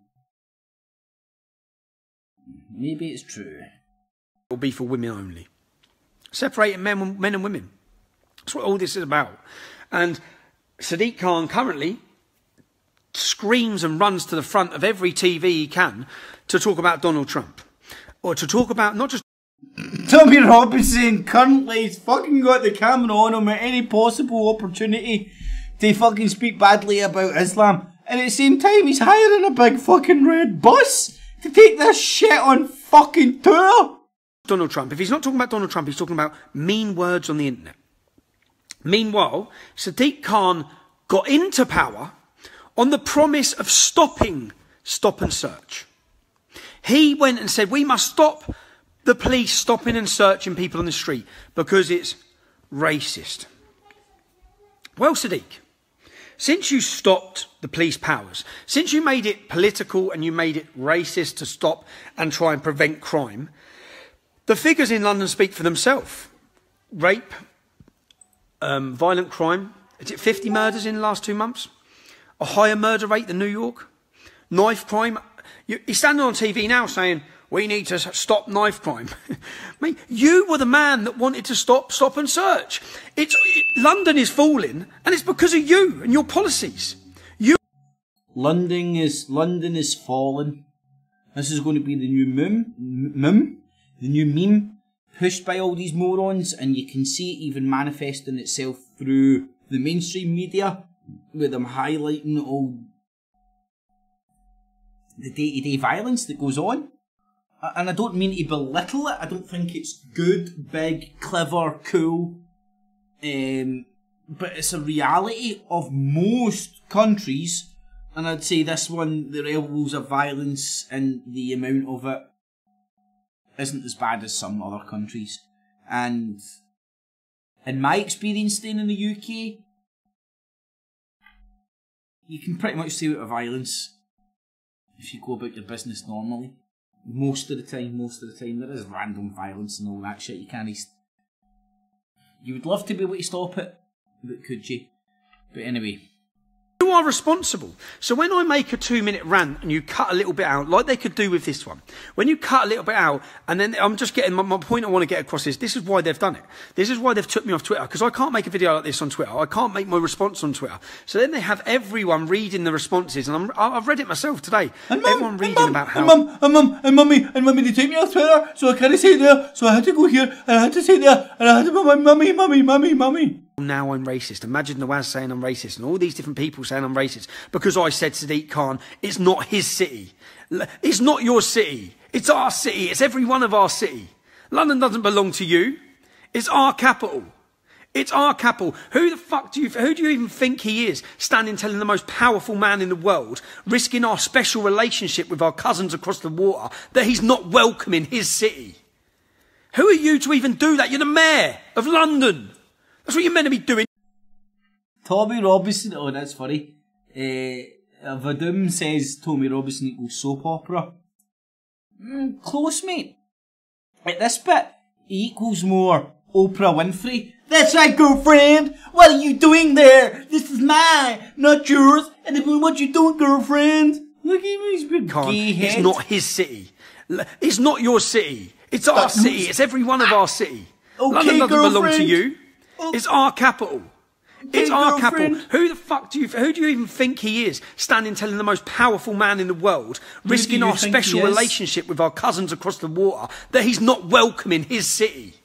You tell Who him, are you Tommy, to even do that? girlfriend. You're the mayor of London. Who are you, Tommy? That's what You're you're meant the to be mayor. doing. You're meant to be making sure London's okay, which it's not, because rape, burglary, prostitution, murder, everything. And the BBC told me. I think it's going upwards of 30%. Oh, that's a good picture. Since you got in power, you absolute buffoon. You clown. That's what's going on. And the whole time, and do you know what Sadiq Khan's currently on the news blaming on? He's blaming it on the Conservative cuts to policing. The Conservative cuts to policing. Sadiq Khan has created a hub, okay? A hate crime hub with 900 police officers. You get burgled, they don't come out. But we've got 900 police officers watching for you saying mean words on the internet. 8 people a day are currently being arrested and charged for saying words on the internet. That's his #1 priority. Sadiq Khan's #1 priority is stopping and silencing anyone who's critical of Islam. That's what's happening. You can see it. That's what every time he talks. Every time I see him talking, he's talking about hate crime or words. Words! Your biggest concern is words. You've got people being blown up across our country. You've got 500 jihadis come back. You've got 1,000 jihadi wives come back. Has anyone heard a word out of Sadiq Khan about the jihadi brides who are coming back to our country? Has anyone heard anything from him? No? But Donald Trump's a bad guy. And he don't want Donald Trump in his city. That's what it's about. And now, they don't just want to be able to do this to us. They want to be able to stop you. I thought you wanted Britain to be able to control our borders, Tommy. You from hearing other people's opinions about it. People being able to defend themselves. Which is what it is. I've got people currently calling me a... You want to shut down the Islamic hate preachers, but you don't want to shut down your hate preach. Racist because I said it's not Sadiq Khan's, it's not his country. No, it's not his country. It's not. And he doesn't even care about it. He cares about Islam before he cares about his country. So I'm right in that. I'm right in that. And if you ask him the question himself, if he had a camera in front of him, if we had any journalists out there of any balls who wanted to question him on things, which they should be doing, London is full. Is he an actual Muslim? I don't even know. I thought he was fucking Asian. I thought he was Indian, to be honest. People are being murdered and massacred across across the capital city. Acid. Look at the acid attacks. I think London is now the highest outside of Bangladesh per capita of acid attacks. London. Now, do you know what? The biggest borough with these acid attacks is Tower Hamlets. Now, outside of London, Bangladesh was the capital and the most acid attacks in the world because Muslims seem to throw acid in people's faces and women's faces when they step out of line. Okay, well, and using your fucking backwards, stupid fucking logic there, Tommy, all Muslim countries, not just Bangladesh, should be doing this shit. Basically, that's basically what it's about. Basically, Muslims just walk down the street, fucking throwing fucking acid over people, basically. It's not just some sort of a retarded fucking backward fashion that exists. I thought it was the Yardie population. I thought it was all the Yardies and fucking that was doing it down in London. I might be mistaken, but when I first heard the attacks happening, it tended to come from the Afro-Caribbean, if that's the right fucking word to say, communities down in London. That might be a wrong perception of me. That's what I felt. I always thought it was a Yardie kind of thing that came in from Jamaica and the Jamaican gangsters and all that, throwing acid in people's faces, which then the trend, monkey see, monkey do, unfortunately, which looks quite evident in Bangladesh as well. Monkey see, monkey do, fucking stupid, retarded, backwards revenge attacks, catch on. Now Bangladesh. Now where are the most acid attacks in London? 33% of them are in the borough of Tower Hamlets. Well, the borough of Tower Hamlets has a majority Bangladeshi community. But there's no link between that. Let me just put the picture of my kids down before I walk around. There's no link between that. There's no link at all between that. No one mentions a link. I think they blamed it on Victoria. That's weird. Every single acid attack I've seen fucking getting mentioned has always been British Londoners that have done it. There's not been one fucking Bangladeshi cunt that's done it. It's always been Brits. Comical. You've got all this going on in his city. Comical. All this. That's what my rant originally was about. And it does it not anger you? Does it anger you? It angers me. It proper angers me. It proper angers me when I look at our capital C. Do you know what proper angers me when I look at... Sounds like you're fucking turning into Danny Dyer, you prick. There's a load of hoo-ha just come out about Enoch Powell's speech being played on the BBC. People are screaming for it to be taken down. And they're going to play it and belittle his speech. That's what they're about to do. If you currently look at London, whether you like it or not, listen to Enoch Powell's speech and then look at London. Make your own mind up. Make your own mind up. And that's not even...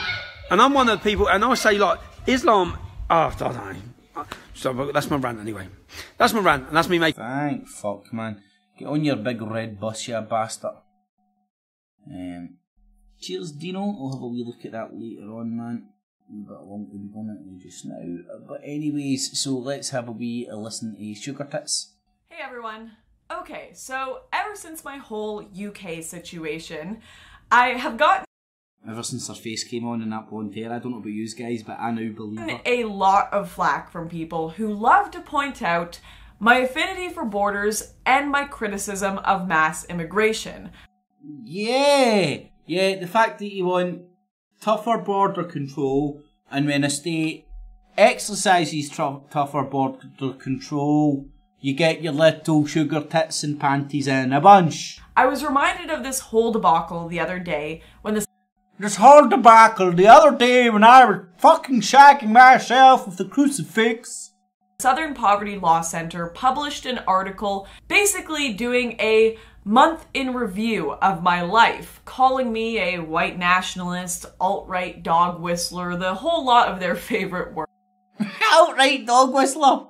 I'd have called you an alt-right sugar tits wolf whistler, but... Because I've been talking about the F.E.A.R murders in South Africa, which, it just frustrates me to no end. I thought you were a Canadian nationalist and you took your sugar tits all the way over to South Africa to get involved in their shite. At the same time, Katie Hopkins, who's a British nationalist, was doing the same shit. Weird that. It is not a white nationalist position to care about the murder of white people. What is an extreme position? No, it's a white nationalist position to only care about the murder of white people. That is people's point, sugar tits. Is to claim that caring about white deaths is an alt-right Nazi agenda of some sort. No. Selectively globe-tropping round the planet and pointing people's attention on selective murders, genocides and bullshit that's going on to suit a nationalistic, a geo-nationalistic agenda. You're spot on, sugar tits. You have to be falling way off the left side of the political spectrum to actually believe that. I would never accuse even an organization like Black Lives Matter of being extremists just because they want to talk about the murder of blacks. What makes them typically perceived as extreme is when they show up to events and chant for the death of cops, which SPLC, if you ever catch me doing that, if you ever catch me chanting for the death of anyone, go at it. Feel free to publish as many hate watch articles about me as you like. But until then, it's a pretty darn moderate position to say this group is disproportionately facing an issue, therefore we should maybe focus some resources and investigate why this one group is facing that issue. That is just peak middle of the road reasonable position, which is why I actually have a lot of moderates and people who aren't politically involved at all supporting my work in South. It's not just a bunch of fucking horny guys that are bamboozled with your blonde hair and your sugar tits. Sugar tits. South Africa. But anyways, beyond the SPLC calling me all sorts of names, out of my South Africa did they call you sugar tits? Reporting, as well as my UK ban, I have received some genuine critiques and questions that I want to focus on. One being, wow, Lauren suddenly seems to care a heck of a lot about immigrants now that they're white, and bing! Yay! 2, gee, Lauren suddenly seems to hate borders now that they are being used against her. Which, I guess looking at this from a seriously superficial level, I can see how this would make me look like a massive hypocrite. A big douchebag, fucking moron, hypocrite. Especially to someone who is just reading a headline about me. So I figured for the sake of those who maybe haven't seen as much of my content and are wondering if I am actually a hypocrite on these points, I think it's fair that I address them. So let's start with numero uno. I tend to be of the mindset that a nation should protect its identity, its history, its culture, and put its immediate or historical population first before considering taking in immigrants that could be a burden to it. What about the natives in Canada? What about the natives in America? What about the natives in Australia? You wouldn't agree with protecting the cultural fucking shit of the Native Americans, the native fucking Aborigines, because they're Aboriginal, and the native fucking Canadian cunts as well. Or again, you're even being hypocritical while trying to fucking unwrangle yourself from being hypocritical. Sugar tits. You've got your fucking tits on all sides of all sorts of twists here. Appeasing recent immigrant populations who have not assimilated. So if you look at these positions, why am I so supportive of a minority group within a nation that they are not native to, i.e. white South Africans in Africa? Shouldn't I be taking up my nationalist torch as I love to do in Europe and rallying for proper native black Africans trying to reclaim their nation from whites? Not quite. If you look at most of my content criticizing immigrant ghettos in the West, for example, the Turkish segregated zones in Germany like Marxloh, I'm against them for the reason that they quite literally have no allegiance to the nation they live in. Many don't even bother speaking the language, and where the white cunts in South Africa claimed the fucking nation for their own. Here, you shut up, sugar tits. You're full of fucking pish. Hey, that's Lauren Southern. Let's have a wee look. This of 2016 at the evening, exactly the evening, 7:30 o'clock, the regime helicopter targeted this place with 4 barrels.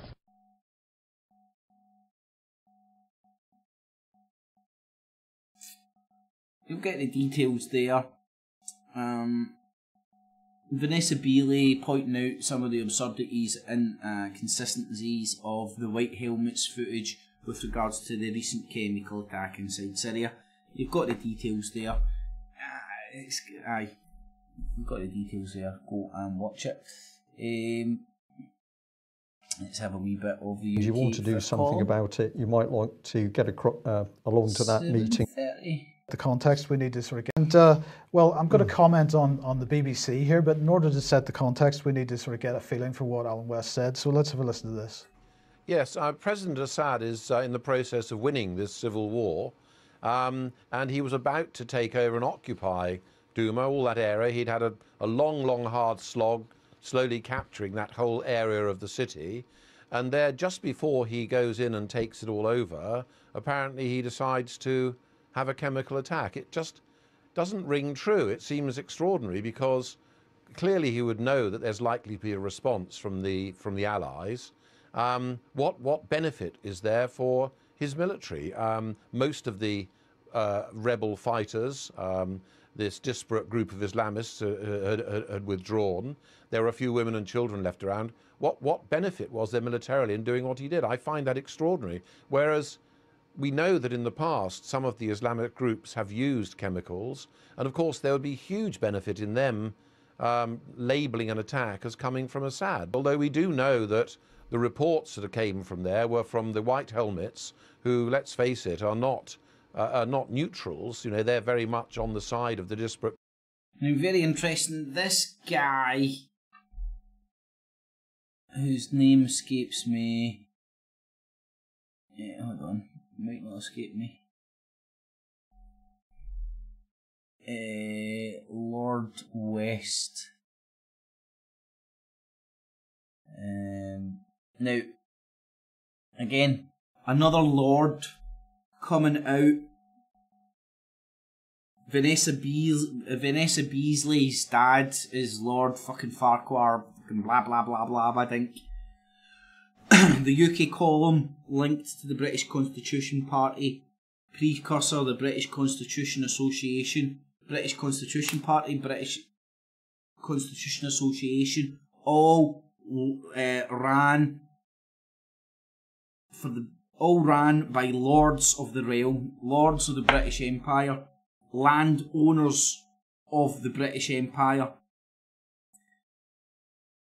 pushing for their agenda is the neo-colonialism, which I'm rebranding neo-corporatism. Happened as the British Empire apparently wound down. That's why you get all these fucking morons bouncing up in South Africa, supporting the white South Africans against their genocide and their land rights in Africa. Because again, the white South Africans are linked into the gentry, the lords, the landowners of the British Empire. It's still considered to be part of the realm.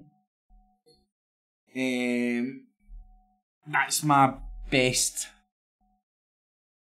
What is the way back from here? I think it's a very important point. And look, don't be any doubt, it's not... You shut up. Let me see if we can find Lord West. Let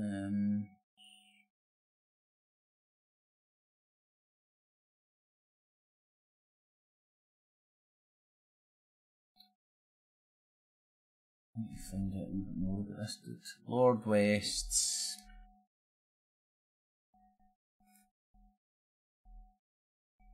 Let's see.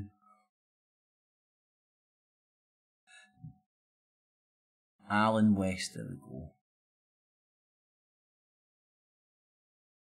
You get a little bit more information, should we get him down there. Retired Senior Officer of the Royal Navy. Okay, right, there's ex-Navy man, so is Brian Gerrish. Labour, British Home Office, responsible for security and advisor Prime Minister Gordon Brown, Portalee's First Research Chief. Sorry, I'm just... Anyway, just wanted to sort of have a look who this dude was. That isn't really clear.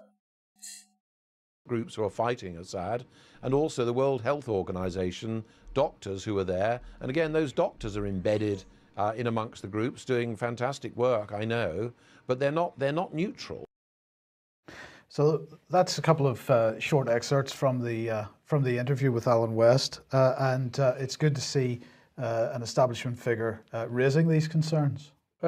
So when does the BBC tell you the truth, according to the UK column? Well, when it's their people on the BBC saying their things. I think it's quite extraordinary, Mike, because many people would say that Admiral West has not been at his best in speaking out on some matters of international politics, but here he's going into this in quite some detail. What reason would Assad have for doing this when he was already winning the war? That's a very powerful question, and one which certainly the BBC itself doesn't want to ask. Why would he do it? And of course he's also here pointing a finger at the White Helmets and saying very clearly these people are not impartial. They're working with, well, probably he would say the rebel movement. With very dark, emotive music, which was clearly designed to have a psychological effect on the audience actually looking at the rest of the material. Yes. Now, another day, another attack. Of course, over the weekend we had the front page Times expose in inverted commas of Piers Robinson, Tim Hayward and Vanessa Bailey. Front page article plus 4 articles inside plus an editorial. Well, now the BBC's getting in on it as well, and here's Michael Wendling, who contacted Vanessa Bailey this morning and said, "Dear Ms. Bailey, my team is currently preparing a report on influential social media commentators on the Syrian conflict and recent alleged chemical weapons attack to be published on BBC News website. Your Twitter account has been identified as a key influencer on Twitter. I'm obliged to give you a further chance to comment and the opportunity to answer some questions and give some contact details." So let's see what... i.e. her Twitter account seems to be the genesis source for a lot of the information that counters the Western narrative as to the white helmets and a lot of things going on in Syria, which would indicate she's an agent, a spook, working on the behest of somebody. The questions are, do you believe... And the BBC will have a report out them tomorrow. Interesting. Believe that the alleged chemical attack in Douma was staged, a false flag event, or even faked? Same question re the chemical attack in Khan Shaykhun on April 2017. Would you describe yourself as a, quotes, independent journalist? Are you in favour of the current military action being carried out by the Syrian government and its allies? In a report, the Syrian campaign stated that you have publicly called for white helmets to be considered legitimate military targets 7 times, that you're part of a coordinated disinformation campaign, and that you described a meeting with President Bashar al-Assad as your proudest moment. Are these statements true? According to the website Media Bias / Fact Check, 21st Century Wire publishes conspiracy theories and pseudoscientific stories. Do you have a response to this analysis? Have you or 21st Century Wire received funding for your work from the Syrian government or its allies? We plan to publish this story tomorrow, apparently on the BBC website, BBC News website. So if you could get back to him by the end of the day, it'd be much appreciated. So those are the questions. That is the guy, Mike Wendling. Well, I'm not really sure what else to say about that. Well, I think we should encourage people to, if you have concerns about the way the BBC is handling this, which is essentially this man is saying there is going to be a hit piece. That's he's saying there's going to be a piece, and we want to ask you some questions. Do you want to respond before we publish? Here's some of the questions. Here's some of the things that are going to come up in the piece. The fact that some of the questions might be based in some truth doesn't even enter this baldy and ginger cunt's nut. So that's the way the whole thing is phrased.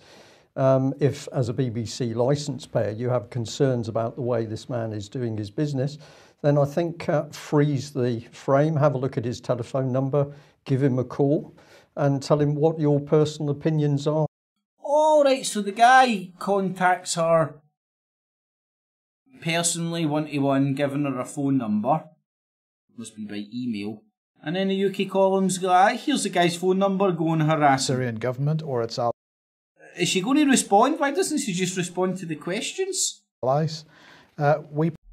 And is saying there is going to be a hit piece. That's you have concerns about the way this man is doing his business. Phone up and harass this dude. Freeze the frame, have a look at his telephone number, give him a call and tell him what your personal opinions are about what's happening in Syria and, of course, the propaganda put out by the government. And the more polite people are, the more reasonable they are in making a telephone call, the more effect they're going to have. But there'll be a few crazy people out there that will probably phone up and curse and swear at them anyway, so it's all good. Now let's go to some straight up manipulation by the UK column. Now, correct me if I'm wrong about this. Very interesting from my own background and experience in the anti-submarine field. But oh right, oh man, oh yeah, the Gerrish must be right on the ball here. Ex-fucking Navy, submarine ship. What I picked up is this comment in the middle of the article. A gentleman called Nick Childs from the International Institute for Strategic Studies said submarine commanders were trained not to give away their position by firing too many missiles at once. And I was just astonished at this because this is something out... Again, right now, I'm going to argue that Brian Garish is a paranoid android old man. He's seeing Jesus in toast. Or he's deliberately manipulating you. And I'll show you the article in a second. Enid Blyton, I think, because the moment a submarine fires a missile, it's like putting up a huge rocket saying, "Here I am." Oh, right, so that does make sense. Right, hold on, let me just look at this from one wee second. So it's not a question of firing too many. The moment you fire one, you give your position away, and you've got to be pretty sure that the moment you've fired, you can vacate the area. So I thought, well, what sort of person... That's exactly what he said. Let's go and have a wee read at this stuff. Right, so... let's read a couple of paragraphs before The UK column doesn't. Following the tension-filled encounter, the British assault-class submarine did not take part in the attack on the Syrian chemical weapons facilities. The Royal Navy's astute submarines cost £1.2 billion each and have been commissioned by Britain since 2010. This dude, Nick Childs, from the International Institute for Strategic Studies, said submarine commanders were trained not to give away their position by firing too many missiles at once. Right, so they were trained not to give away their position by firing too many missiles at once. It makes perfect sense. They were trained that once you fire your missile, you're giving away your position, so you don't want to remain stationary too long. You want to get your one or your whatever away, re-immerse, and then fuck off. That guy, is how you read it, and how you project it, and how you interpret it and understand it. What he's saying here makes perfect sense to me. Aye, the guys know. They've been trained not to let too many missiles off at once and stay in the same position to evade detection. He could have worded it betterly. He could have worded it better, no doubt, but it's perfectly understandable. But the UK columnist is just now it's into some sort of person would make this. Which sort of a person would make a statement that makes sense? Aye, our commanders, they were trained not to give away their position by not firing off too many missiles in the one position. If you stay in the one position and just continuously set off missiles, it'll give away your position. That makes perfect sense. Now I'm defending this guy. I don't even know who this guy is. I'm questioning paranoid android Gerish's interpretation of this. This is rings of the Pizza Hut. The Pizza Hut menu. And why would it be picked up in the Express? Well, if you go to the International Institute of Strategic Studies, you can find a little CV for Nick Childs. And what you find is that his whole experience to do with maritime naval matters appears to come from a period of 2002 and 2015 when he was a BBC reporter. So this man is put forward in the article as though he's a man of substance and experience, but when you actually go and look at him, you're going round in a circle because you're coming back to a BBC reporter. Not really, mate. What I would say is this is coming from the Express. They're a piece of piss journalism thing. This is fear-mongering shit to try and make the Russians look like the British and Russians are playing cat and mouse and stuff. So the absolute body of this whole article is pretty much fear-mongering bullshit and pulling a guy out for some ITC or whatever, whatever his fucking face is, wherever he's from. Probably just a guy walking down the corridor that, I can say something that we can quote, eh? Shit journalism doesn't really matter, but why Gerish is getting off, tripping these tits who clearly on this subject doesn't know what he's talking about. So this is a... And again, this is they go and pure fucking go into this guy's background and all that because of one comment.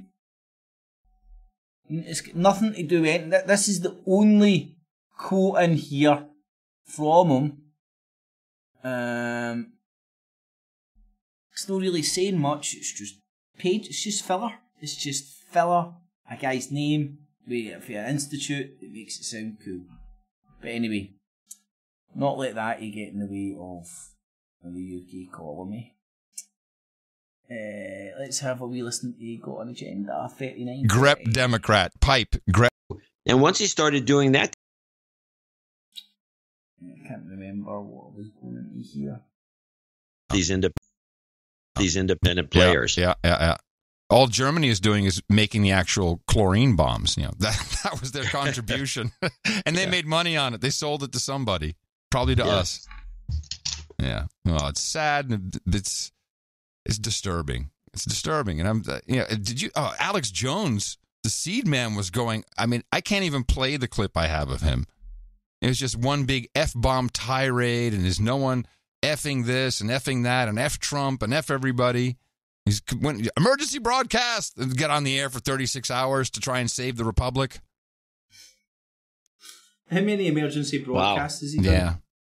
I missed that. How could you? It was 36 hours. No, but this, I mean, it's just going completely insane. And then we have all the questions in the UK, you know, doesn't Parliament have to approve that? And of course, you know, I totally think this is illegal to do this. You need Congress to approve this, but then, you know, we get back to but you're in, you're out. You do it, you leave. Okay, next time, Congress, no problem. We're not doing anything more. Yeah. This is the end. Yeah. Well, not even that, but I think under the War Powers resolution, the president has, was it 60 days, I think, or 30 days to go bomb people? Yeah, and he then, can do anything he wants for 30 days, 30 to 60 days. Right. Well, poor use of your time, President. His strategy better become clear to me pretty soon. Or right here, when you hear what Adam Curry's saying, for me it becomes apparent that they are supporters of Trump.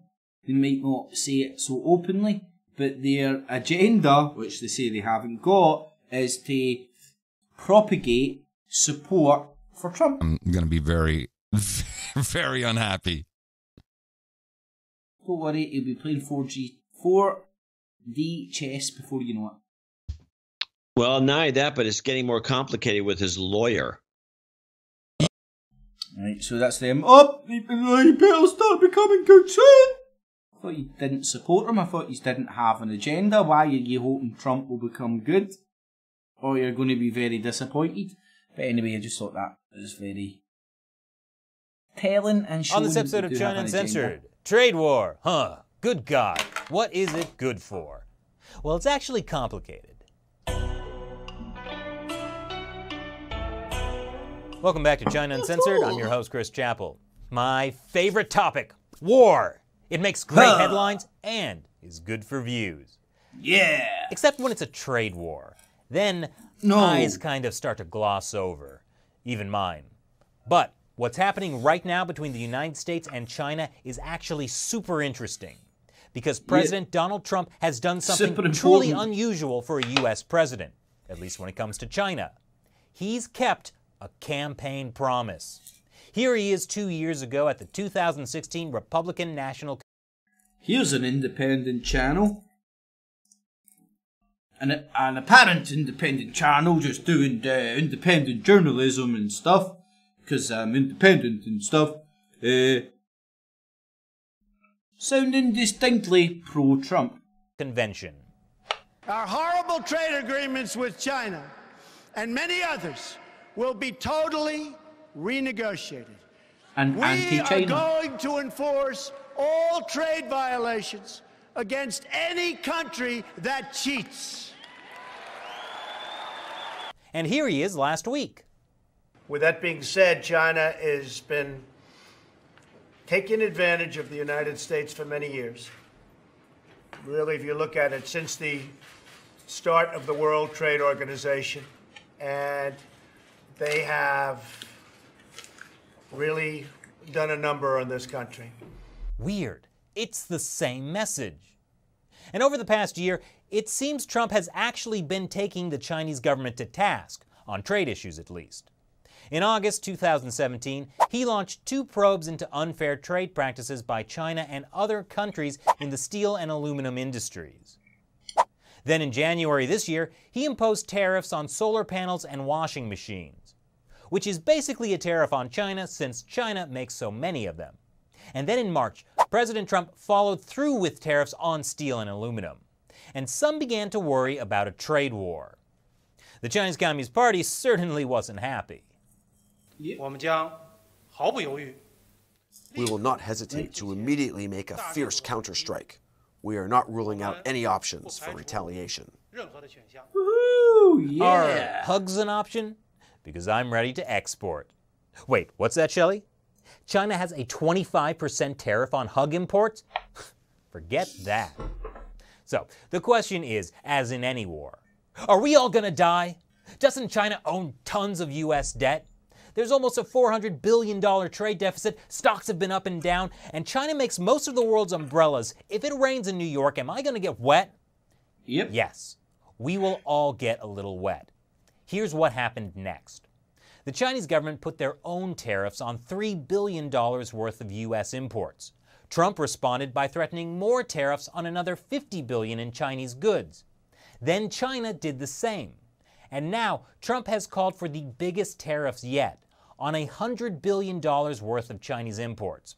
And then Xi Jinping said that when Trump's mama sits around the house, she sits around the house. And then Trump released a diss track called No More Chocolate Cake for You. The point is, a lot of what's going on right now is trash talk. Both sides are trying to raise the stakes to see who backs down first. But should the U.S. put tariffs on Chinese goods? Well, that's something the U.S. Commerce Department had actually recommended back in February. So Trump imposed those tariffs. And then a miracle happened. Democrats agreed with Trump. Like Democratic Senate Minority Leader Chuck Schumer. I don't agree with President Trump on a whole lot. But today, I want to give him a big pat on the back. He is doing the right thing when it comes to China. Even Senator Elizabeth Warren supports the tariffs. When President Trump says he's putting tariffs on the table, I think tariffs are one part of reworking our trade policy overall. And perhaps most surprising of all, fake news CNN is willing to give tariffs a shot. Let's be honest, on one big fundamental point, Donald Trump is right. China is a trade cheat. How heartwarming. No matter how deep our political divisions, we can still be united by the fact that the Chinese Communist Party is a dirty cheater. That doesn't mean the tariffs are perfect or have everyone's support. The Chinese Communist Party may be cheating, but imposing tariffs is only a partial solution to some of the bigger trade problems. And in the short term, tariffs make things more expensive, so that could also hurt U.S. consumers. That being said, the Chinese Communist Party has refused to play by the rules of the World Trade Organization, so tariffs may be the best available option. Tariffs are like ordering a salad at McDonald's. It's not what you really want, but it's at least a less unhealthy option than everything else.